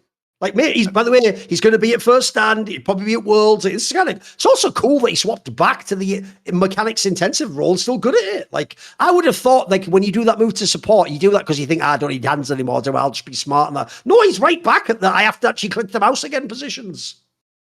And he did it in a way that is so bold, because he made the move and went to play ADC on Dignitas. And he was he believed in himself so much that he thought, I'm going to make it back up. And he did. Like that is such a baller move. I don't say this in a rare instance, Yamato. Normally I would say this to diss him. I don't say this to diss Nemesis. But that's actually the reason why I've always been annoyed with Nemesis. Because I do think Nemesis is talented, but he just won't go and sort of slum it and prove it and get back up again. Like, he would only have to do 1 year on a mid-ranked team and he could be right back in the second or third best team in the LEC. But you've got to do that to sort of show I am this good. The reason it's mad is this guy's at the end of his career, Sven, and he still went and did that year, which, remember, if you fuck that year up, Yamato, it's just remembered as you were shit at the end and no one even thinks you're that good. He risked it all, its whole legacy with modern kids, and actually now he's back in the best team. And as I say, he's going to be going international again. This is fucking insane. What a cool ass story, eh? Yeah, for sure. Oh, extremely underrated. He's just, not on the forefront on social media, I think it's a very, like, when he's on interviews, when he's talking. Oh, he's got a really good wit, hasn't he? I think he's sick. Very charismatic, He just doesn't do the streaming thing, He doesn't stream. Put it this way, his style of shit talking is so dripping in sarcasm, but it's actually really, it's quite polished. He's good at it, mate. He is good. Yeah. Oh, it's like the moment where he fucking does this to Jensen. It's forever. And by the way, I even knew the second this C9 team got good. This is the one good thing about the fact that Dom's there and all that. I knew the second they get good, they're going to lean super hard into that. Like, we just had Korea barbecue and all that shit again from like Whippo for like a year ago. By the way, that's how bad Western League is. Whippo, we haven't even heard from him in ages. He's just been joining teams and getting kicked. But like, he's still, the ghost of Whippo is carrying the trash talk still. We're still thinking about shit he said last year. Like, this guy will live on. You know, that whole like, what we do in life, Yamato, echoes in eternity. That's just Whippo talking shit on the internet. Like, that will echo forever, mate. That will never be forgotten. For sure. All right, what about? I love pettiness, I know. Listen, if it's well done though, you have to have like some talent with your ex. That's what people don't realize, by the way. I think fans make the mistake of thinking shit talk is just about being mean. No, the best shit talk is where basically the best shit talk actually is when you just give someone like a backhanded compliment. You know what I mean? Like, it sounds like you're praising them, but really you're actually exposing like their biggest weakness or something. Like, that's actually, and this I agree. Sven is like an underrated trash talker, mate. I always laugh at all the shit he says. Like, I think he's actually got a pretty good wit. What about the one other team I have to ask about in the LCS, because we don't mention them much, is Sentinels. Because, mate, the whole split, I have had no fucking read on this team. Like, I still think it's kind of a whatever roster. Look, a couple of them, like, people like Handback played better than I expect them to, potentially. The Darkwinds guy, I had no expectations for at all. It's actually been not bad. But at the same time, though, it's why I say it's a one-team region, mate. Part of it is Cloud9 looks really good, but also everyone else looks bad, if you know what I mean. Like, what do you think of Sentinels? This team is extremely uninteresting. I feel like the most interesting thing that happened to them was them accidentally locking Vayne, and that being like a moment where all the referees were Of scrambling all the for people rules. that had happened to as well, come on, bro. You're the Impact. mega veteran. I know you've played 1 billion games of League of Legends, and you're doing the equivalent of like not starting with a jungle item or something. Like, what are you doing? I know. And remember the other problem as well in the modern day, Yamato. This has actually been a minor issue, but we just never brought it up that much on this show. One of the weirdest things Riot did. Remember, you'll actually know this, Yamato, because you were there, unlike all these modern fans. Everyone thinks I'm lying when I say this. Do you remember back in the day, in the early days of League of Legends, Riot used to explicitly say, we don't attempt to tell players how to play the game. In fact, they didn't even acknowledge the position names. Back in the day, there was no like role queue. You used to just load up, and they wouldn't what they used to pretend, Yamato, even though it was a really extreme ideology, was you remember how season 1 worked of like, there isn't even a bottle. That's like an ADC on his own. And like, oh, maybe like AP plays top. They acted like it's just like a bit like what Dota 2 actually is. Like, you can play the game however you want. There's no rules now. Well, first of all, in the modern day, they will ban the fuck out of you in solo queue with some of the shit you can pick and run down the game with. So obviously they do acknowledge a meta. And the worst one is this year they've done that stupid role challenge thing, which also in this particular case obviously fucks you up if you were to. I know this one was a mistake, but if you ever actually attempt to like role swap positions, it also just doesn't work properly. Like, don't you think that's kind of like a weird decision after, like I say, so many years of like pretending at least like we want the game to be whatever you make of it, you know? It was sad because we were experimenting in practice because in the beginning you picked your quest as you in your fountain. That was like the initial release Right, of I it. see. Right, But there then was some shit you could have done with it, right? so we were like playing Crowny top with top Right. quest, and we would like pivot depending on matchup. We would Okay, turn Baus into bot. We that's were experimenting with lane interesting. You swap. could do that, We were yeah. experimenting like with many lanes of variants because obviously we knew we had to be like the southpaw. Like we had to really like cook something Yeah. up. And then like suddenly one day you have to pick your role in champion select. So the role quest is predetermined, and there's no flexibility at all for you to change. There's no option for you to swap. Yes. There's nothing at all. So they just killed like they just want us to conform and make the game relatable for the average pleb, I guess. But yeah, it's like these quests, if anything, like they just made the game. We didn't really talk about it much, but my take on these changes that they've made with the home guards and with the quests is just they are trying to appeal to all the Zoomers, like this is that the game is just Zoomer pilled to the max. The game is fast, and it kind of they've created the game that rewards how the average gold player plays, where like you die, you run back to lane, and you have an incentive to fight the first guy that you see. Which I get from a Riot standpoint, but from a competitive standpoint, it does make you very limited. But I guess the other side of it is that we get to see more true matchups, which in reality I do find very interesting. We get to see top laners lane top lane, we get to see bot laners lane bot lane, and we don't get to see like a lot of bullshit, which is the main reason why it pains me why Bin and Zeus are like underperforming, because this is supposed to be your meta, motherfuckers. This is supposed to be your year. Oh, I agree. And also, like I say, it just seems like a weird decision to make. You select it in the actual draft. Like, I don't see what they think it gains. Like, it goes so counter to what they've done for so many years. And whatever, it's one of those weird ones. Obviously, it's very unlikely it's going to impact pro player, but this is an instance where fucking would have, isn't it? Like, this is ridiculous. Fucking hell. By the way, here's the quick question. I know I sort of asked it a little bit last week, but one of the problems I have whenever you do have like a one-team region is it makes it almost impossible to know how good that team is. That's the problem. I can't really shadow box what would this team be like against G2 or MCOY or FearX. Like, it's hard to get any read at all because at the moment the team they're playing, like Sentinels right now, if that team's going to be top 3, that looks whack. That team didn't look good at all. It's same as, like I said earlier, FlyQuest. I was supposed to believe that they're actually like a team that's a rising squad. They're going to do things like they just bombed out immediately out of the playoffs. So, do you have? Is there anything you can take from what you have seen the scene on that you do think will like apply internationally? Are there strengths that will carry? I think the main thing is for me with C9 so far is that their read on early game and how to connect is really sharp. I think that can contend with the best for sure. I think that can contend with like a G2 macro wise. I think the Drake setup is very, very clean. I think they understand how to move together as a unit depending on the information that appears, which is a very tough thing to master. Believe me, like all coaches try and all teams try, but for people to understand like champion dynamics and where to position real time in without being told where to be is a tricky thing, and C9 do that beautifully. But my main concern about C9, especially if I try to compare them to the LEC, is that I do think that the mechanical ceiling of this team doesn't excite me.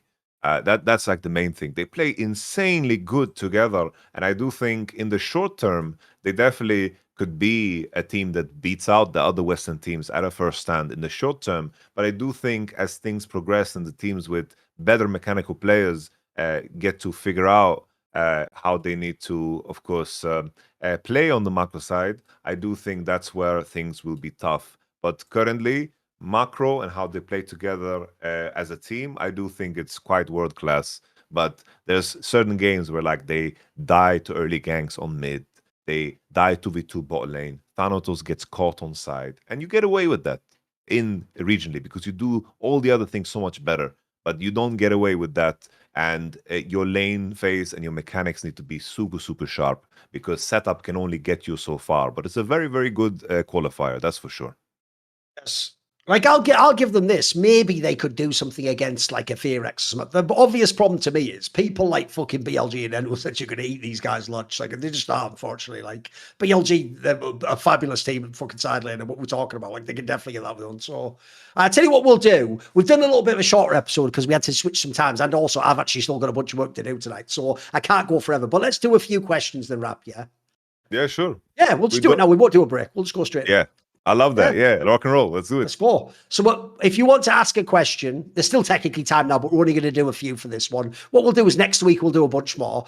Obviously, we're almost done with LCK as well, so there'll be one region coming out of the conversation soon enough. There'll be more space.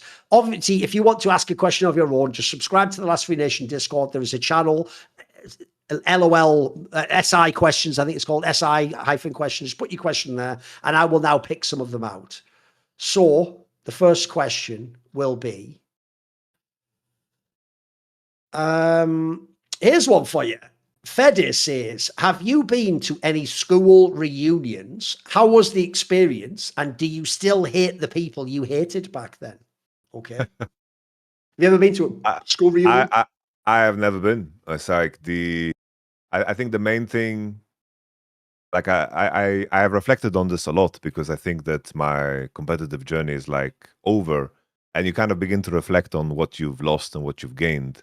And obviously, I would never change anything because I'm very happy with what I've experienced. But you begin to realize that like all the friends that you have are scattered all over the world. There's nobody next door, and the people that you grew up with, it's like, I didn't go out to party. I didn't go out to hang. I played. I grinded. At the time, probably I was just addicted to the game, and I just wanted to climb, become better, because that's the only thing that brought me joy at the time. But it comes with sacrifices. Like there's two people I'm close with that are my old friends, which is they're twins, Eddie and Freddie. All other people I don't like. I don't stay in touch. I don't know them. Anyone from my high school, I don't have contact with anyone except one person, my Armenian friend, but it's like, that's it. It's like all the other guys, they've like on occasion messaged me. It's like, oh, I'm in Stockholm right now. Can you get me into the after party at NLC? And I'm like, bro, you haven't talked to me in 10 years. Like, what the fuck? You're typing me for this shit. I haven't done a reunion, but esports came with a cost, and that was basically not having a social life. And now my friends are scattered all over the world, which brings me melancholy, but I wouldn't change it ever, ever, never. So basically, your childhood cartoon, instead of Ed, and Eddie, would have been Ed, Mebdi, and Freddie. There you go. Exactly. That's how it Yeah. works. Okay. I will say, by the way, I can answer this one quickly. I have never been to a single school reunion ever. I'm sure they had them, but I've never kept up. I don't even think they'd have a way to contact me to tell me there was one happening. Also, I wouldn't go anywhere. Like, if you want to know a little bit of my personality, I am the guy where, in England especially, there's a famous thing you do where at the end of your last year of high school, you do like a leavers book, where it's just like an empty book that people write notes in. And then the idea is all your classmates write, like, oh, hey, it was great to know you. Good luck in your life. I can tell you, I'm the guy where about a month later, I just chucked that in the fucking bin, mate. It was just gone because I never gave a fuck to ever contact any of these people again. I don't ever want to call any of them. Like, school for me was like prison. I'm out now, mate. I'm like Robert De Niro in Heat. I'm never going back, motherfucker. I'll do a shootout in a fucking airport before I go back to that shit. So I'm never going back. I'm never meeting these people again. And then lastly, also, a bit like you, I'm not the sort of guy where, I mean, look, in my case, it's also because I didn't go to school in the place I was born. So I wasn't someone who got to have all your childhood friends with you at school. I had to like move a few times, and that meant that you have to make all new friends. So unfortunately for me, it's not like I didn't like any of them, but they weren't the people I'd grown up with for like 15 years or whatever. Some of those are people I knew for like a few years. And so in some cases, maybe put it this way, if one or two of them went to like the same college later or university, I would have spent time with them. I did know some of them as friends, but I'm never the guy who had like the whole group of people you're with. And as you say, if you're an esports person, we're all sort of digital nomads anyway, because we make our friends and our circle on the internet, don't we? And in fact, one of the cool things when you get into the event circuit is once you go to enough actual times where you've traveled to the place, you really do have friends that live in other countries that you just meet up with at the events or next time you work together, etc. So it's also just a different mode of life. So I get why people ask that, but for me, not really. I mean, when he says that, do you hate the people? Not really on that one. Like, actually, sadly now, enough times passed that even people who were pricks to me, I just think like, yeah, but they were just stupid kids, weren't they? Even if they were like evil or whatever. But pretty sweet. I'll tell you one weird comics. It'll sound petty, but it's just true. Mate, there's a famous saying that I've thought about a lot the last few years because it's just true. And it's like a Zen saying or something you might know. It goes like, essentially, you don't have to get revenge. Just sit quietly by the river and the bodies of your enemies will flow downstream. And you might think, what does that mean? Mate, here's what it basically means. The kind of person who was a dick to you in school probably is just a dick and a bad person and has all insecurities and stuff. And by the way, that will fuck them up in their own life, completely separate to you. And actually, most of the people who were ever mean to me in school, mate, I've already had the thing where I could have even been worse than I did. I've seen them do stuff like they're working at as a fucking low-level builder now, or they're like a guy who has like 4 kids and he looks like 30 years older than me and his eyes look like, bloody hell, have you had any sleep for like 10 years? Like, life has taken care of them, sir. So as Richard Lewis used to say to me about certain people, their crime and their punishment is just being them. You get that? It's also the punishment is being them, mate, because being them is just going to lead to bad consequences in the long run anyway. So you don't really have to hate on them. And by the way, one thing, even though I've never done it, I would just suggest never do this. You don't really want to do the thing in the movie of the fantasy of going back in there when you're all successful, like, hey, bitches, what up? Like, no, like that would actually be a really sad state of affairs for everyone involved. Like, if their life sucks and they're all losers, just let them go, mate. Just let them be losers that are like 10 years removed from you or whatever. Okay. Bro, I have a question for you. Go on. Because I'm curious. Go on. Do you remember like your first grudge? Because do you remember your first grudge? What was your first grudge that you held? Well, here's the thing. This might say too much about me as a person, Yamato. But believe it or not, I have like a really weird childhood. Because there's like a certain point in my childhood where I can almost tell you when I like flipped the switch and became me. But it wasn't for a long time in my life. Like I was actually, believe it or not, a super sort of like happy-go-lucky person who was just really optimistic. And actually, if people were mean to me, I used to think back in the day, like, what am I doing wrong? Like, why don't they like me? I never used to think that thing like, fuck this person, why are you being a prick to me? So believe it or not, actually, the first 10 people I probably should have had a grudge against, I probably naively just thought like I was the weirdo or the loser or whatever, and thought, actually, I wish they were nice to me. It's more like, I can remember people where it's like, I did think to myself, like, if I ever get a chance to fuck this person, I will absolutely ruin their life. But that was years later. I wasn't some like 8-year-old kid like, man, this is my villain arc. Like, nah, that was years later. Do you have one where it's like still in your mind? You want to get revenge on this person? No, like I don't hold grudges at all. Like I'm still like I'm more in the position. It's like I have really framed my life around the book, The 4 Agreements, and there's one where basically it says take nothing personally because nothing is. Because as you mentioned yourself, right? It's like people that are being rude or lying or being corrupt or whatever. It's like there's a way where it's like they have become the way they are for a reason, and they're acting the way they are for a reason. And if I take that personally, it's like it has nothing to do with me in the end. It might happen to me, but that's just things that are outside of my control. And for me, it's like I kind of accept and kind of approach things with sympathy. Sometimes too much, and sometimes I do think back and think to myself, it's like this guy maybe for his own sake needed to have some form of punishment, so he didn't get away with the bullshit that he did. But definitely I approach most things with that idea in mind. Like I don't hold grudges. I can't think of anyone that I'm like, I want this guy to fail, like I don't have that. Sometimes I tap into that competitively, definitely. Like if I'm competing, it's like, oh, this is my old team. I want to fuck them up. I can use that as a motivator, but in my day-to-day life, no, not really. Like I'm very easygoing, yeah.